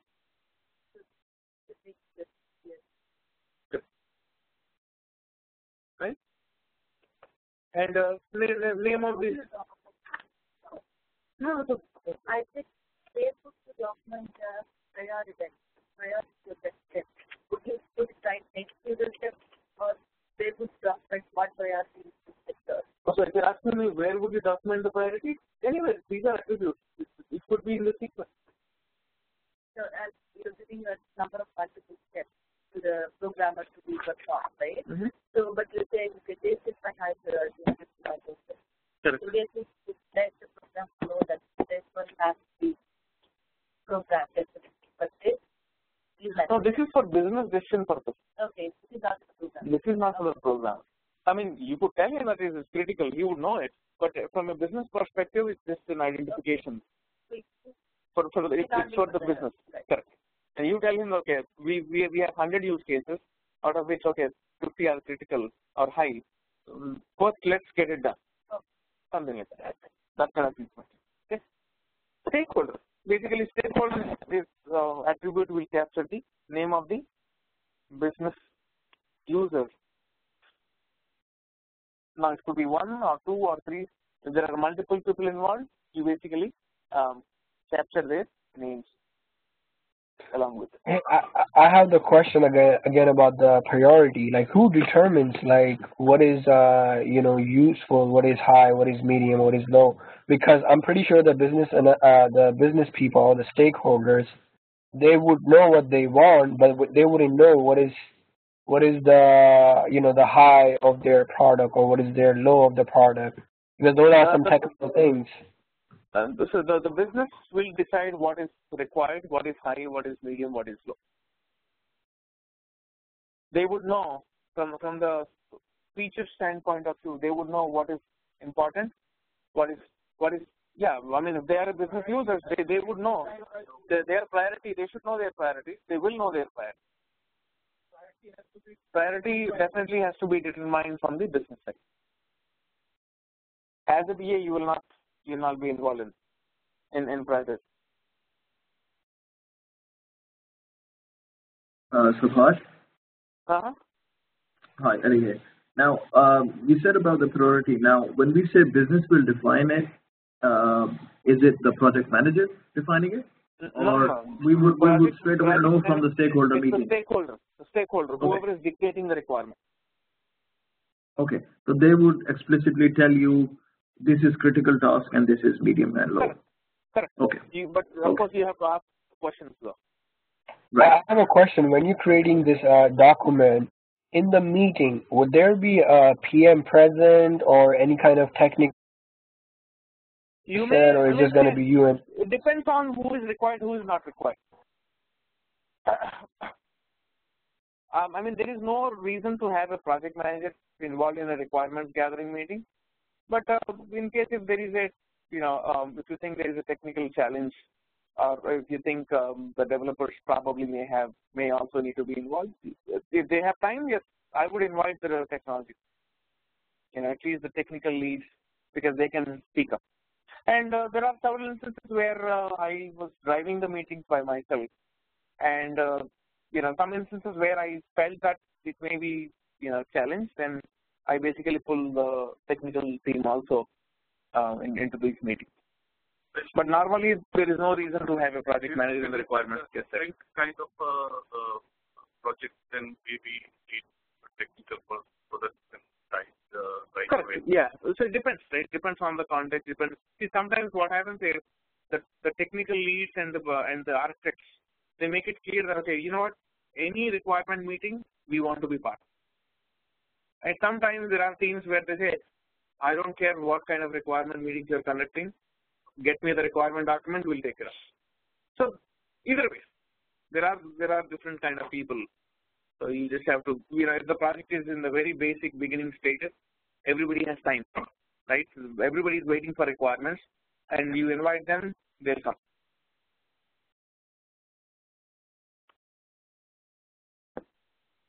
Okay. All right, folks. Let's. Any questions on this so far? Subhash, a question. Now, this use case, the Gmail login case, in this case, we know the interface, we know the user interface, we know the steps. So we already know the outcome of what we're documenting. So in sort of, reverse engineering, because most probably what we will be documenting, we will not know exactly what user face there is. We would probably have the requirement as the basis of, doing the use case. So in that case, is it just that the language would change and we would just say system should enable the user, system should do that, or will there be any other difference? I think basically, depending on the context, you can, as long as the information that you're documenting is making sense, you're fine. You can document it in any way. I mean, there are different ways of documenting requirements. As long as you're able to understand the context and you're able to, represent it in a proper format, I think you could document it in any way.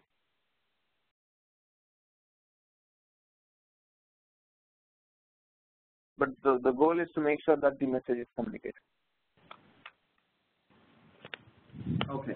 So in documenting use case, we would not normally liaise with anyone. We would just document it and just present it.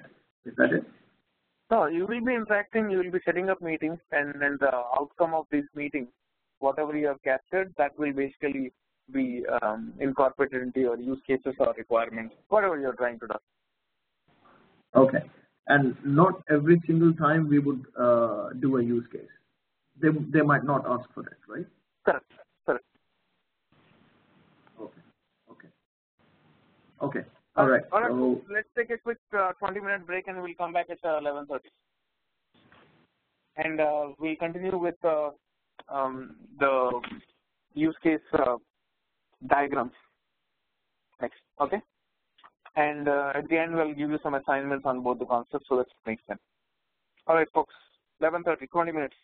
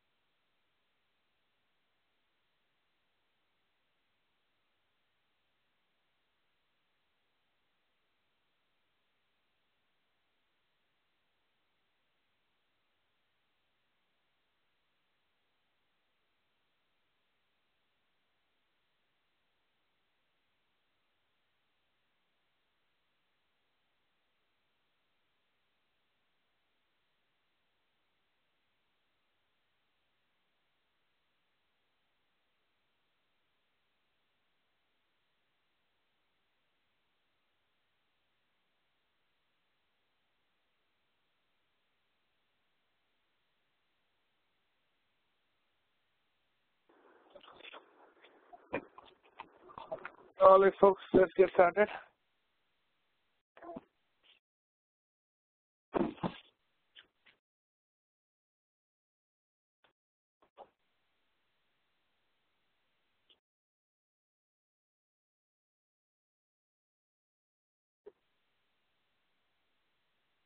Okay.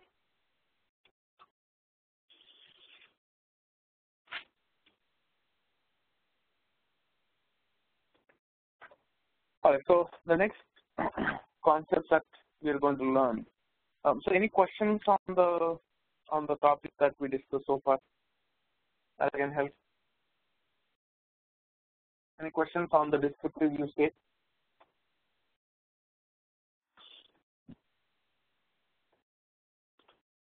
All right, so if you don't have any questions, then let's move on to the use case diagram.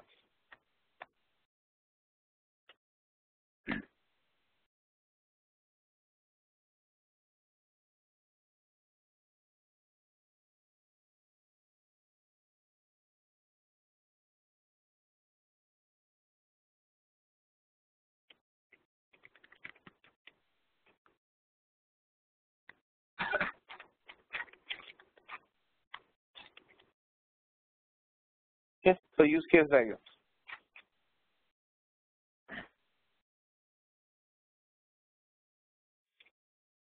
So when you are documenting requirements,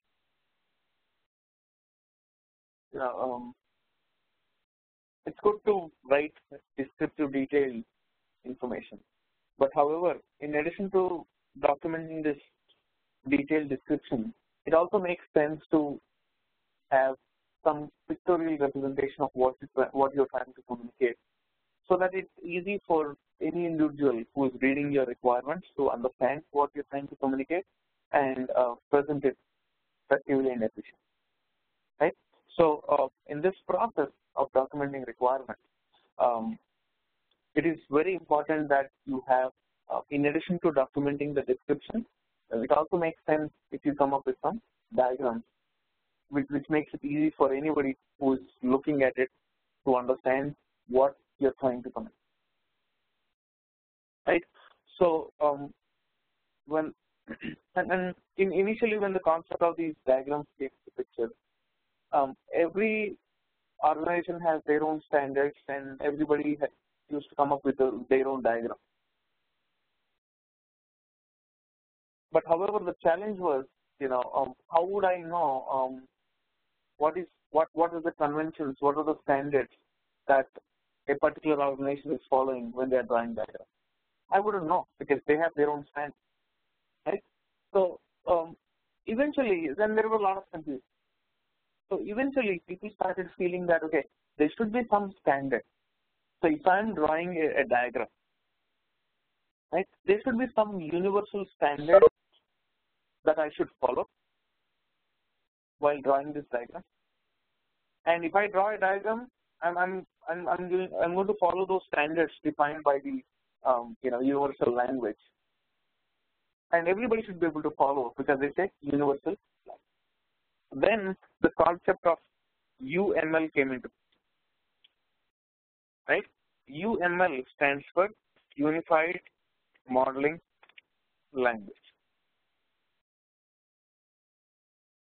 Repeat, UML stands for Unified Modeling Language. UML defines the standard set of shapes and symbols that you need to draw that, right? Now these diagrams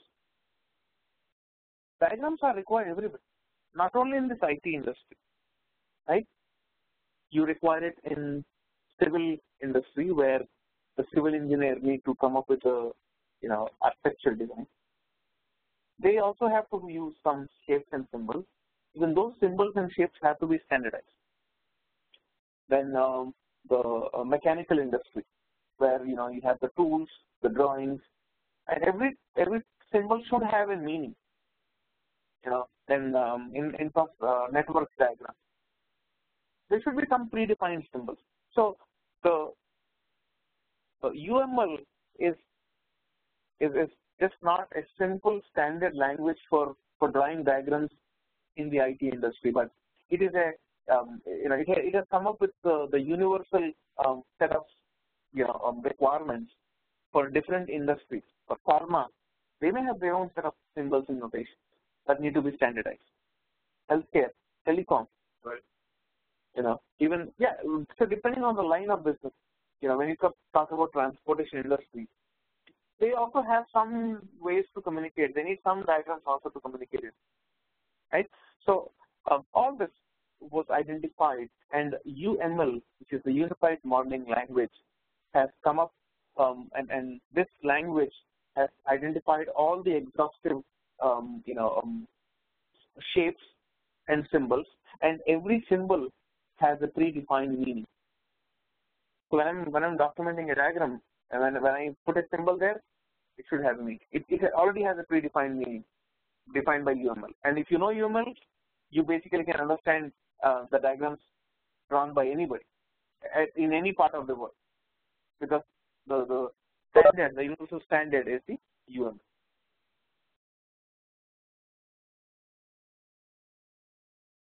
Okay. Now,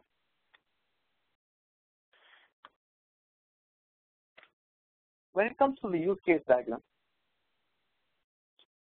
there are certain set of hardly 4 to 5 symbols that you need to understand. But what are we trying to represent in a diagram, in a use case diagram, right? If you think about a use case, use case as a system, right? We talked about system, actors. We need to represent all those in the diagrammatical form, right? So to start with, system.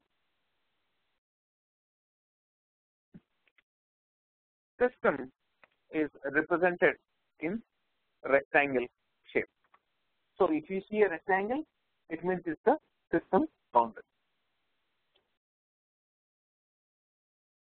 Okay. Then it also has use case. System has use cases, right? Gmail system has use case, right? So how do you represent use case? Using the oval shape. So wherever you basically see the oval shape, I'll write it for you, oval shape, that means it's a use case.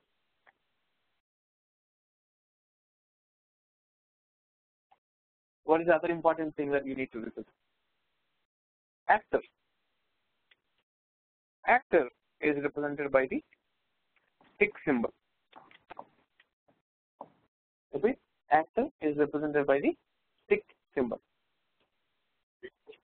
Stick symbol. I'll show you what is stick symbol.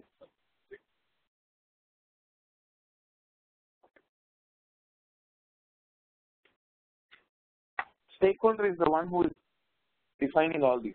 You don't have to put stakeholder in a system. Then the association between use cases and actors is defined by the line. So you define the association between the actors and the use cases using the by drawing line.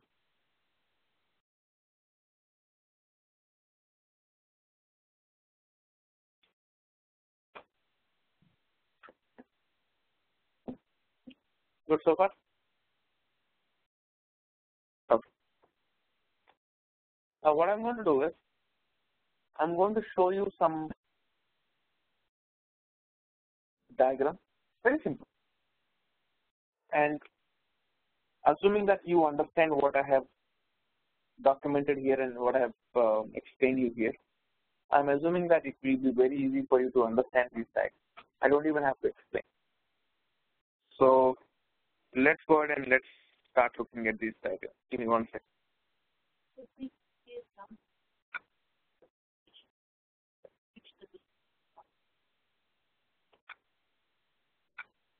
All right. So let's take a quick look at first diagram. Yes. So this is basically a use case diagram.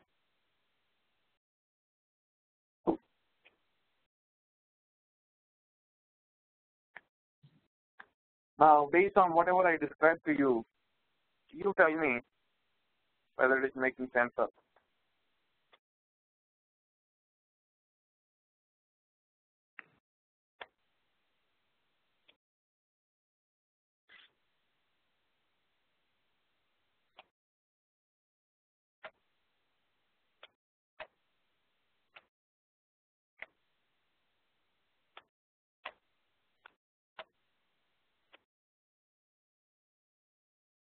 Take a minute, take a look at it.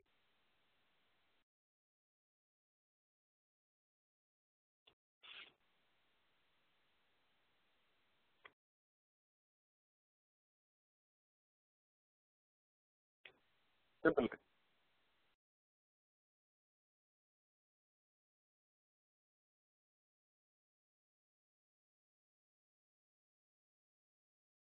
Very straightforward. Yep. Okay. So now here, this is basically, this rectangle is representing the ATM system. ATM is a system, right?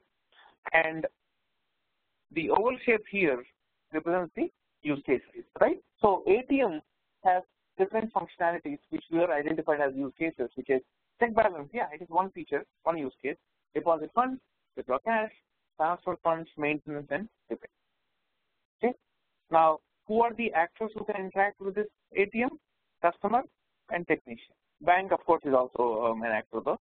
But the two main actors who are basically interacting with the system, with the bank ATM system, is the customer and technician. Now, this symbol is the tick symbol, tick figure or tick symbol.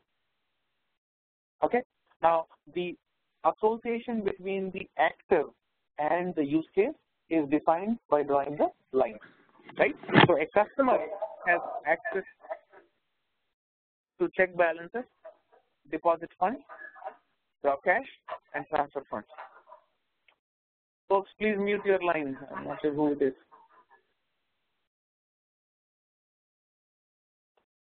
Sandeep. Okay. All right. So, from a customer perspective, they should be able to perform all the actions on the ATM, right? They check their balance or deposit funds, withdraw cash or transfer funds.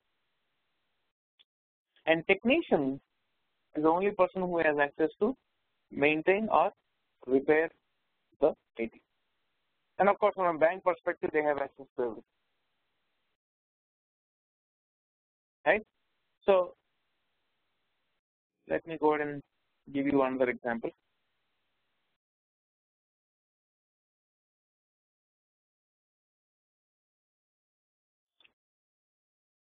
This is also pretty straightforward.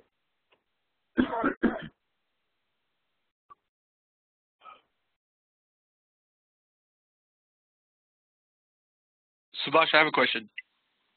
Yeah. I forgot, I think you told us previously, but I forgot the name of the software that we used to create this. I'm going to talk about it in the next few minutes. Okay, thank you. Yeah.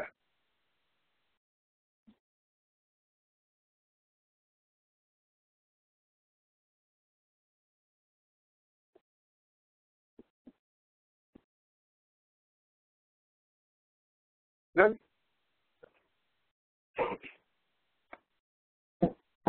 Any questions on this? Diagram. Should this is automated. Should the students have access to his reports also? That is the system. As that's all the required. Probably just not reporting, generate report.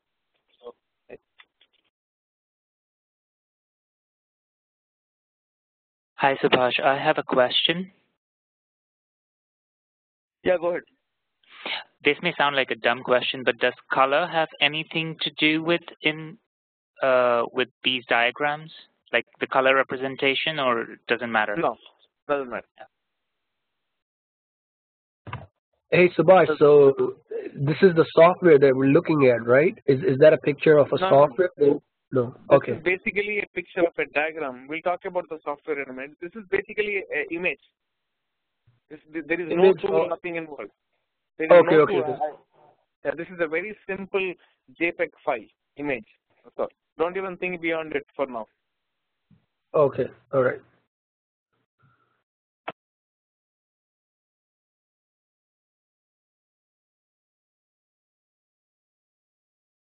All right. Now, another important concept that you need to understand is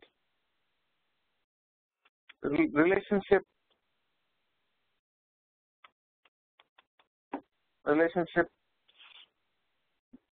between use cases. I repeat, relationship between use cases.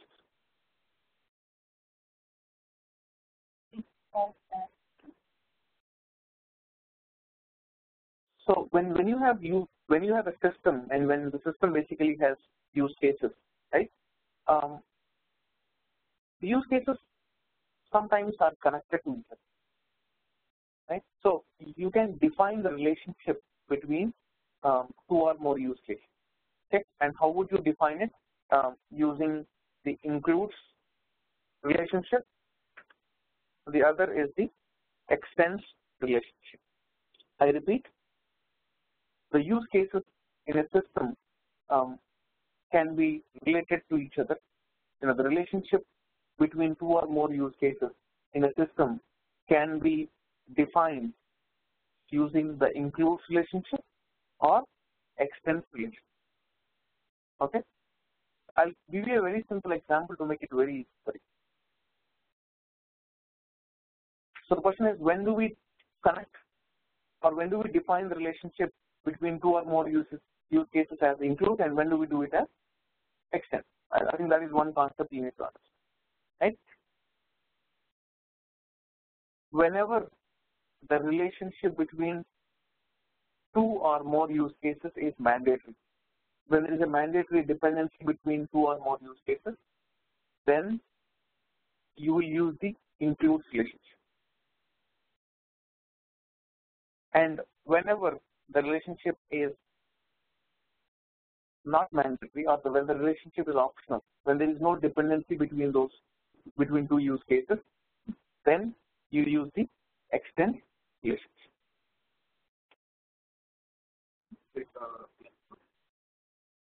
Let me repeat. When the relationship between two or more use cases is mandatory, when there is a mandatory dependency between two or more use cases, then you will use the includes relationship to define their relationship.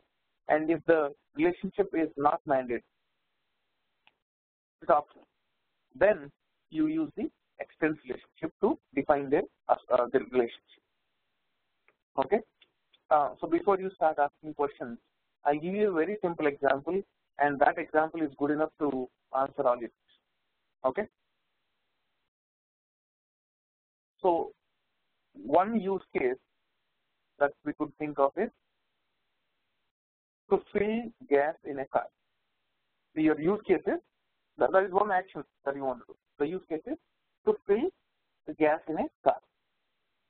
So filling gas in a car use case includes selecting a gas station, includes selecting the fuel type, includes selecting the payment type.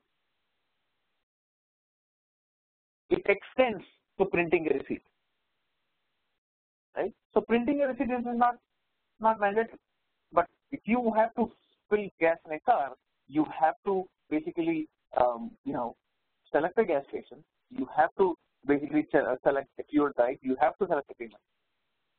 Now, without these three, your main goal, which is filling gas in a car, is not going to be found. So the relationship between filling gas in a car versus selecting a gas station, selecting a payment type, selecting a fuel type is mandatory. So we have connected the main use case with these three using the includes relationship, right? And if the relationship is optional, printing receipt is optional, right? So that is defined using the extend relationship.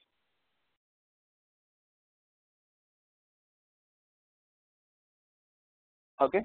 Now, another example that I could think of is if you want to check into your flight, right? Checking into your flight includes,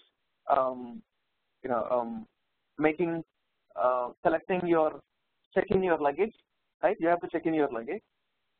Includes selecting a seat, right? But however, it extends to selecting which type of seat do you want. You can select any seat. It could be an aisle, it could be window, it could be anywhere, right? But selecting a seat is important. Which type of seat are you selecting? That is not important for your check-in, right? So, the type of the seat basically extends. Checking in extends selecting the type of the seat. But yeah, selecting a seat is important. Which category? That's not important. So that is extend. So as I said, wherever the relationship is mandatory, you will use the includes relationship, and wherever it is optional, you will use the extend relationship. Okay? Yeah. Sarah, go ahead and shoot your question. Actually, you just answered my question. I just wanted a few examples of includes and extends. Thank you. Got it. Perfect. I knew you would ask. So I answered it before you asked. All right. So how do we represent this in a diagram? Like how do we connect the relationships, and then how do we show it in the diagram? Is the next question, right? All right.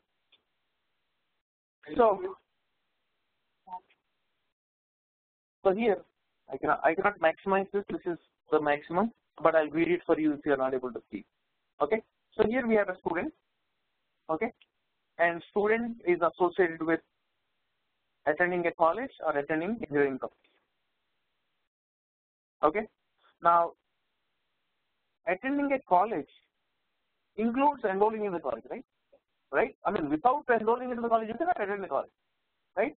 So here, the relationship between these two use cases is includes, right? And whenever there is an includes relationship, the arrow is pointing from the dependent use case to the child use. I repeat, whenever there is a dependency relationship, whenever you are trying to define the include relationship, whatever the use case that is dependent on the child. From here, attending college is the parent. But in order to attend, it is depending on enrolling into the college. So the arrow is pointing from the parent to the child. So attending college is depending on enrolling college. So it is the arrow is pointing outside to the child. So here in this context, attending college can be considered as parent, and enrolling college, which is the dependent use case, is the child. Okay. Now, attending college. Now here, don't worry about this solid line, dotted line. Doesn't matter. Don't worry about it. It's just one way of representing. Now, attending engineering college extends to go to canteen. Now, if I'm going to college, engineering college, doesn't mean that I have to go to canteen. So it extends to going to canteen. So wherever there is an extends relationship, the arrow is pointing from the dependent relationship to the parent. So because there is no mandatory relationship here. So that's why it is extend. Attending college extends to engineering college because you can attend any college. You can attend law college, you can attend medicine, you can attend engineering, right? So here the arrow is pointing towards the college because this is the parent, right? You could attend any college. So here the relationship is extend. Yeah, Sarah, go ahead. You answered my question. I wanted to know the difference between. I'm actually reading your mind and asking questions before you ask. Thank you. Magical skill. All right, good. Yeah.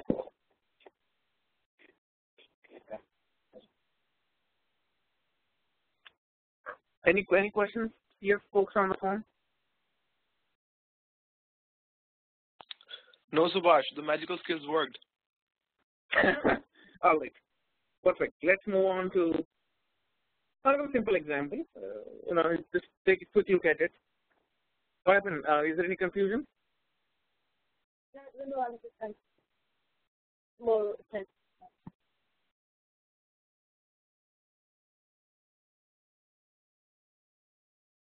So basically here the customer, if he has to order a meal, include he has to pay, he has to choose the menu, he has to choose an item from it.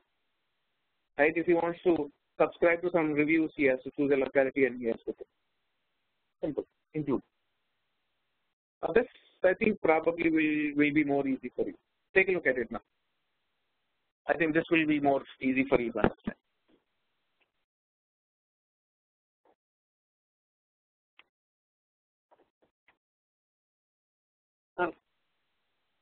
Here. You got a picture?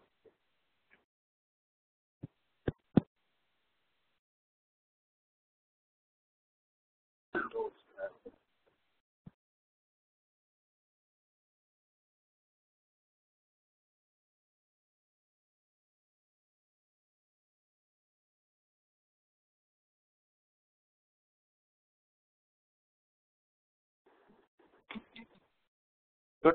Yeah. Okay. Let me explain this. So if you want to check out, right? Checking out includes scanning an item. You have to first of all scan the product that you want to buy. Then you have to calculate the tax and total, and you have to make a payment.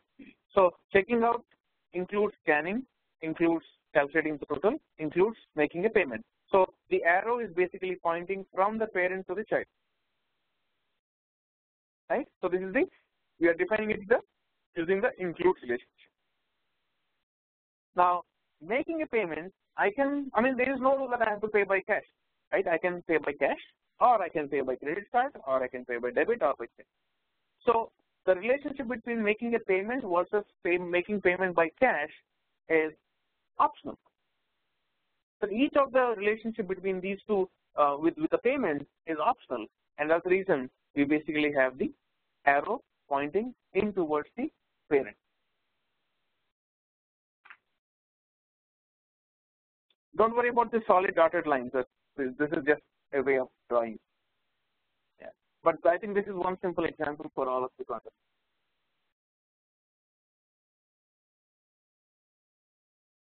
Any more questions on this? Yes, I have a question. Yeah. It's not so much about the use case diagrams, but and maybe I'm jumping the gun here, but how do you associate this diagram with the description? Like, do you click on something to find that link, or what happens? Which description are you talking about? The use case description? Yes. We'll talk about it in the next few minutes.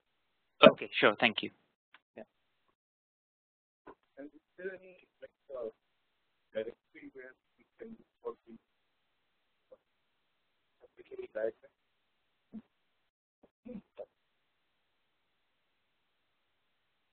You can go online, look for the diagrams, you will find so many. But okay, so now assuming that all of you understand what I spoke so far, now the question is, so as a business analyst, when you're documenting these diagrams, first question, how do you document these diagrams? What are the tools that are used? There are several tools actually. You can basically, one of the most popular tools used in the industry is Microsoft Visio. Right? So, I repeat, Microsoft MS Visio is one of the very popular UML modeling tools.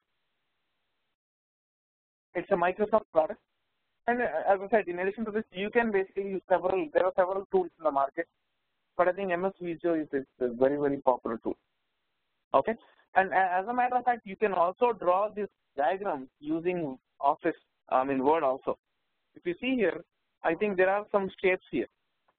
If you go to Word, pretty much all the shapes are, you have the oval shape, you have rectangle, you have the line, you pretty much have everything. Right? But however, I think let's try to understand how MS Visio looks and how to draw these diagrams using Microsoft Visio. Now, MS Visio is actually one of the products under the MS Office suite. But whenever you purchase Office, you won't get Visio with it. You have to purchase it separately. But however, if you want to practice, you can download a trial version. There is a 30-day trial version, free trial version. You spend a few hours, that's more than that. And learning Visio probably will take 30 minutes to 1 hour, tops. If you want to master it, probably another 1 hour, not more than that. Okay? What I'm going to do right now is I'm going to show you how easy it is to draw a simple diagram like this. So let's go ahead and access Microsoft Visio, and I'm going to show you how to draw this diagram. Trust me, to draw this diagram, it won't take more than, if you are proficient, I think it will take hardly 2 minutes. So I'm going to go ahead and draw this diagram right now. Okay? So let's go ahead. I have Microsoft professional version installed on my machine. And again, I have used 2003, 2007, and I think currently I have 2013 installed. Irrespective of the version, the contents or the features will not change. There may be a little deviation with the UI though. I have Visio here, but let me go to the program. As I said, it's part of the MS Office suite, right? MS Office, and under MS Office I have Word, Visio. Okay, so let's go ahead and click this option.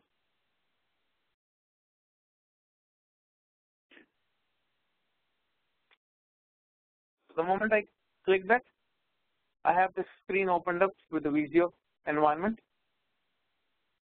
and to the right, there are several options here. Different type of diagrams, as I said, right? You can create like if a civil engineer wants to draw a diagram of an office or a house, he has the office layout. So you can select the type of the environment that you want, and like the home plan, you see the floor plan, electrical. So every industry has their own standards, and all the standards, the symbol shapes are predefined in UML, and all the symbols and shapes are actually captured in this tool. It's very simple for you to drag, drop, and create this diagram in no time. Okay. There are so many of them, but however, we want to draw what diagram? Use case diagram, right? So you can go to software, and in software,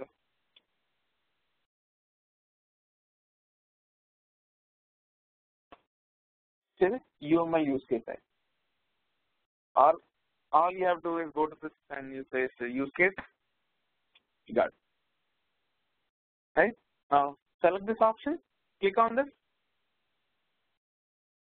Automatically it says US unit, click create. Simple. You don't have to be a technical person to do any of this. Now here, this is the page where you are actually going to draw the diagram. This is small, by default it is 35. If you want to make it big, zoom in, make it big. Okay, so I made it around 65%. It depends on how big your diagram is. You basically zoom in. Okay, now to the left, you have all these symbols and shapes that are required. In 2003 and 7 version, we had like around 50 symbols and shapes which were not even relevant. So in 2013, they pretty much, got rid of all whatever is not required, and they just put few of them, whatever is required. Okay. Now let's go ahead and start drawing this diagram, right? Subsystem basically is the rectangle, right? So all I'm going to do is drag and drop. Very simple. drag and drop. If I want to select this and I want to change the position, just select this and use your up and down arrows. Select up and down or left and right if you want to change the position. Okay. If you want to make it a little bigger, resize the shape, hold on to one of the corners and make it big. But don't make a rectangle into a square. Okay. Alright.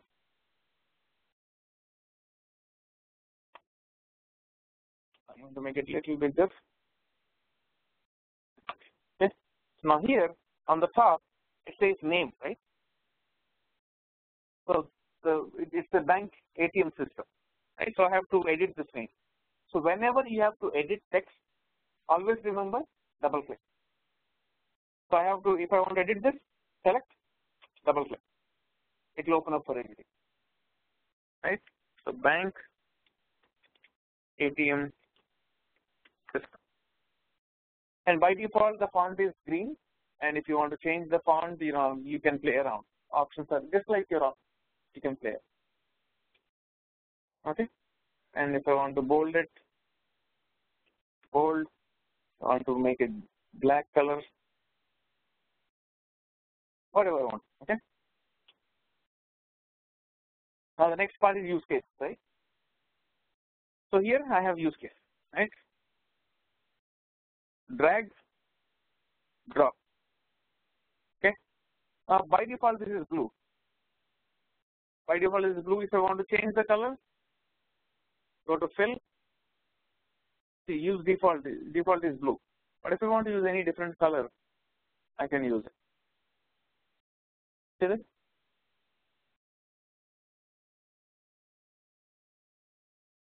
And I don't have to drag drop each time. I'll just say Control C, Control V, Control V, Control V, Control V. And all I have to do is just align them accordingly. Select and align.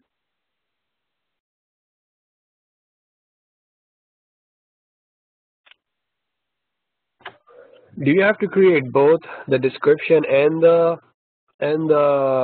the graph? Yeah.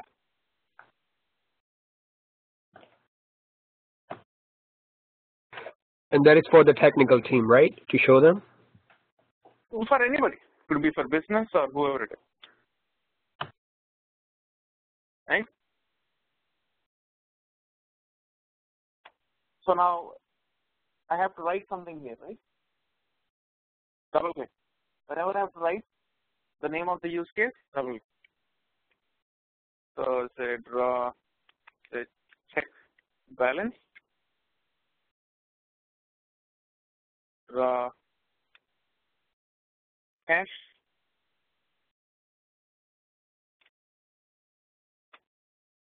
and transfer funds, then repair and maintenance. Alright. Now we need the actors, right? So the actors here, drag, drop, drag, drop. You see this? It's automatically aligning itself the moment I bring it here. Okay. So now what is the next step? The association, right? This is the association, right? Drag and drag drop the line here. Give me 1 second.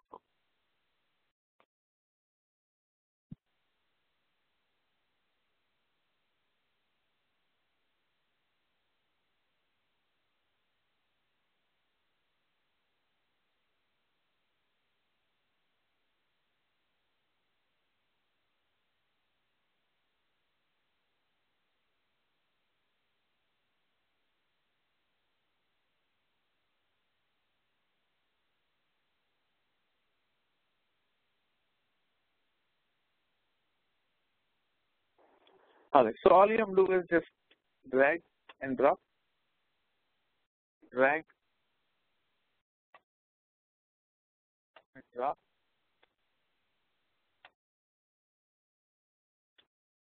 and this relationship between these guys. Oh no, by the way, we have to name these actors, right? So if you have to name, then what do you do? Double click, and in the bottom it has opened up for editing, right? Say customer.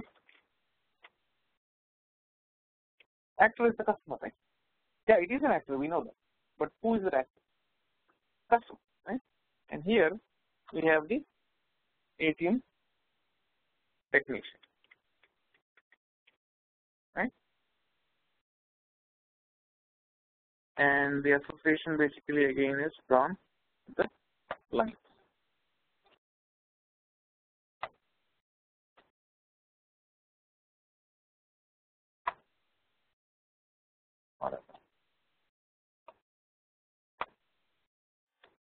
Alright. We're done, right? Oh, very image. You can put bang, that's fine. Now what we'll do is I'm just taking this. Now what I'm going to do is now the other question was how do we relate the description and this, right? You need to basically put it as part of your document, right? Very simple. Control A, Control C, and Control V. Control C, Control V. One of the best options that Microsoft has provided us. All I did was Control A, selected all, Control C, and Control V. That's all you have to see.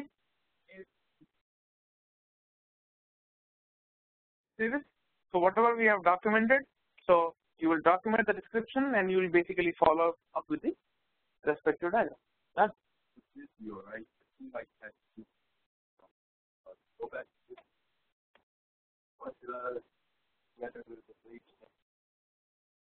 generalization basically is a different concept we don't have to worry about. But I would basically focus on the include extend, these two and the association. That's all. Okay. Any questions on this so far?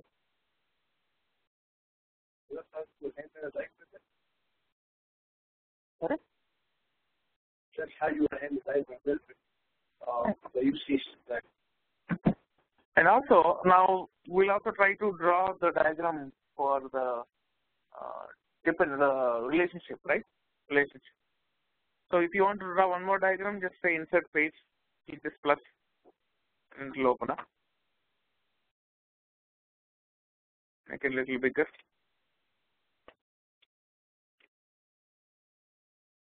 So if I want to draw this diagram.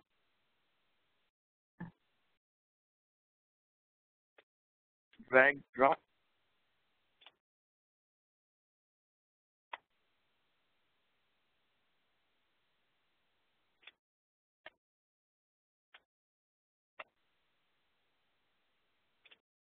Subhash, I have a good question. Yeah. Who decides whether the relationship between the use cases is include or extends? I mean, logically, you have to decide. As a BA? Yeah, of course. You will know. When you're documenting requirements, you basically will know how they are related and connected. Right? Okay, yeah.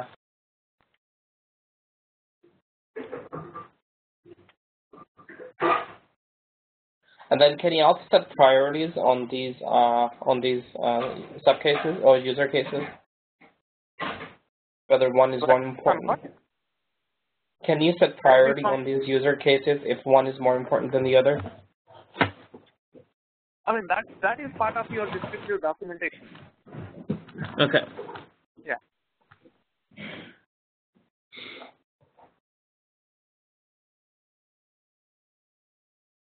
Okay, check out, then basically scan.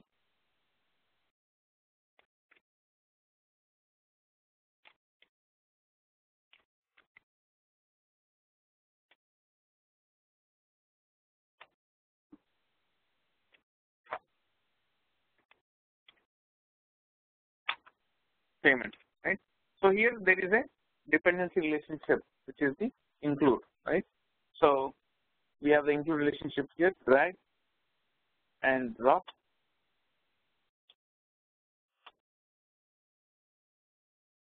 Drag and drop. Just connect the pointers, that's all.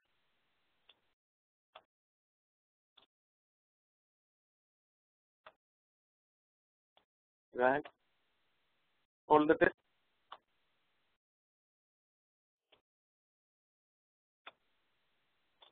Connect the points, that's all. Okay. If you want to make this little bit bigger, this text little bit bigger, select this arrow and increase whatever, right? These are basic options. Okay. Now we have one more option, which is the extends, right?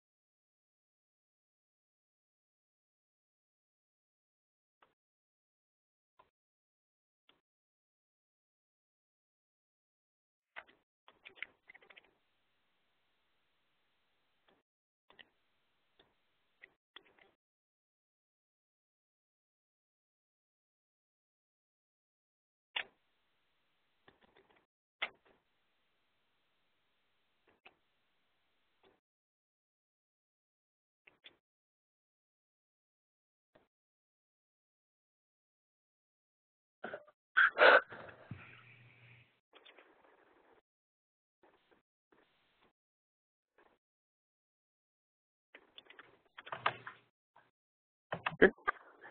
So now we have the extends relationship, right? So drag and drop. You tend to get pretty angry quick.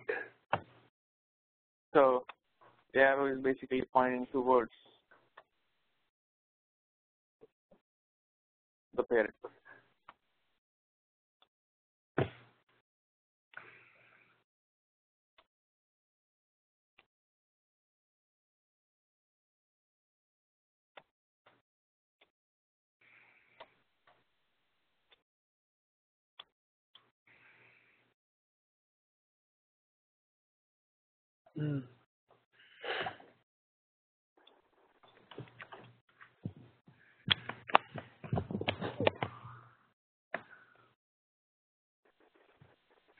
That's all. Done. Control A, Control C,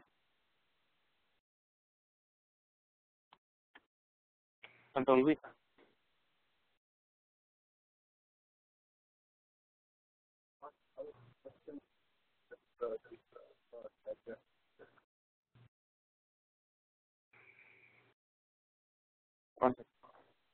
Any questions on this so far? Whatever I documented and whatever I discussed.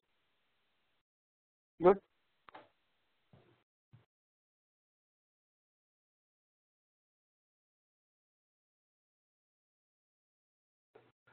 Yeah. Well, do you have a question? Yeah. Related to that ATM diagram, checking balance and then withdrawal or transfer. Like withdrawal or transfer, like a child. And then once you do one action, then the other action is part of the, like, to check like the balance again is the same use case, or is it could be a different? So I don't understand. Come again, please. Yeah, you check your balance and then you say transfer money or withdraw cash. So withdraw checking, okay. Checking balance, basically the context is to select the account, look at the balance. Over. Once you check the balance, that use case is complete. Now what? Then withdraw. So you basically that you're going to another use case, right? No matter what you do, no matter what you're doing, you're basically toggling between use cases. Each of them has been identified as a separate feature or functionality. Yeah, probably there could be dependency between use cases. For instance, if there is no account balance, you probably will not be able to draw cash, right? So yeah, there probably is association or connection or relationship between use cases. But yeah, both of them are, I mean, each of them has been identified separately. Like sometimes, like when we were talking about interrelation of the use cases, like when you withdraw cash, you are immediately prompted with your balance, your current balance is after this. So are it like interdependent use case? That's a functionality within the deposit or what you call withdraw cache. So in the withdraw cache use case, basically when you're trying to draw cache, all these are events which fall under the withdraw cache umbrella.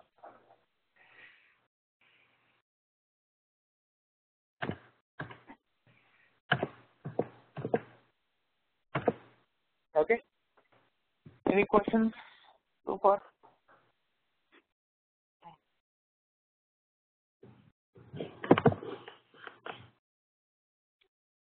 All right. If you don't have any questions, then I think I want to wrap up for today. But what I'm going to do is I'm going to post assignments on the blog. If you don't have the blog access, as I said, please send an email. By tomorrow morning, I'll make sure that my team is giving you the blog access. Send an email to my team, and whoever you were working with, send an email, and we'll make sure that you'll get the blog access. And also, going back to the blog, so I think this is our 2016. Yeah, so this is basically our blog.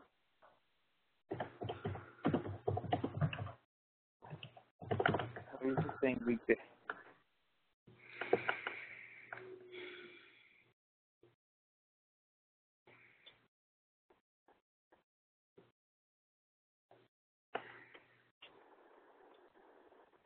Okay.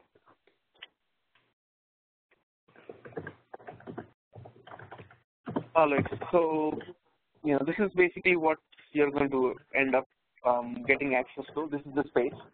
And as I said, as soon as you get the blog access, please make sure that you select this option, subscribe to site changes. Right? The moment you select it, if I post an assignment, you'll get automatic email notifications, or whenever we post a video, you'll get automatic email notifications. You don't have to keep looking for this blog and check for assignments. Normally, the assignments are posted under this section. I haven't posted anything. In the next few minutes, I'm going to post the notes.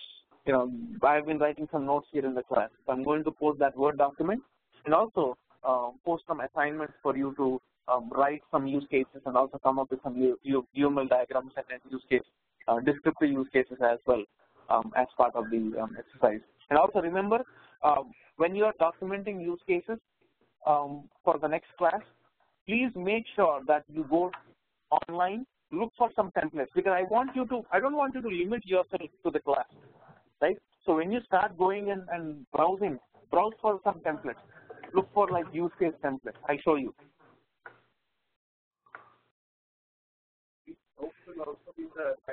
The notes will be posted also in the assignments page. So, if you look for use case templates, right, you will find so many of them. So many templates. All you have to just pick up a template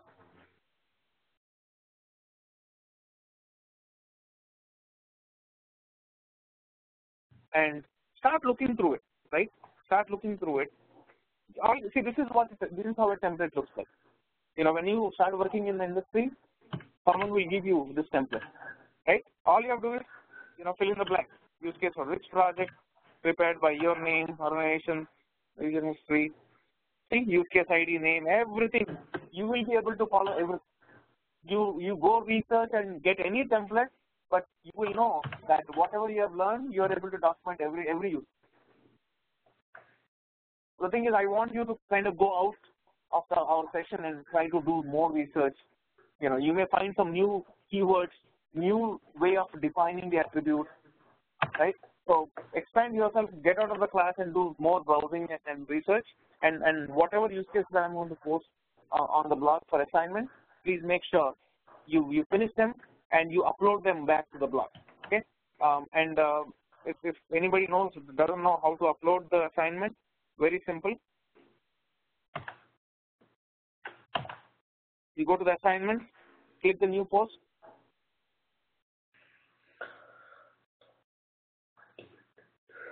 Okay, put the subject and add file, and save it, and just say save. Click save button. The moment you save it, it will be posted on the topmost. You'll be able to see what you have posted. And you'll also be able to see what others have posted out. This is one platform where, you can deep dive and you can get into more details. Okay? And as I said, make sure that you sign up for those, subscribe for site changes so that you will get automatically email notifications. You post something, or I'm posting something, or my team is posting a video, anything happens, you will get the email.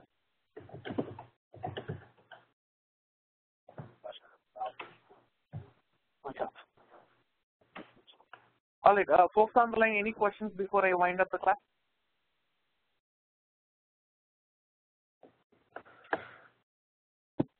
All right, folks, thank you very much for attending the session. I'm going to go ahead and look out for my notes, class notes, and assignments in the next few minutes. And please post the notes back onto the blog. And also the videos, the session that we have had yesterday and today will be uploaded in the blog by tomorrow end of the day. Okay? Thank you very much, folks. Bye. Bye, Subhash.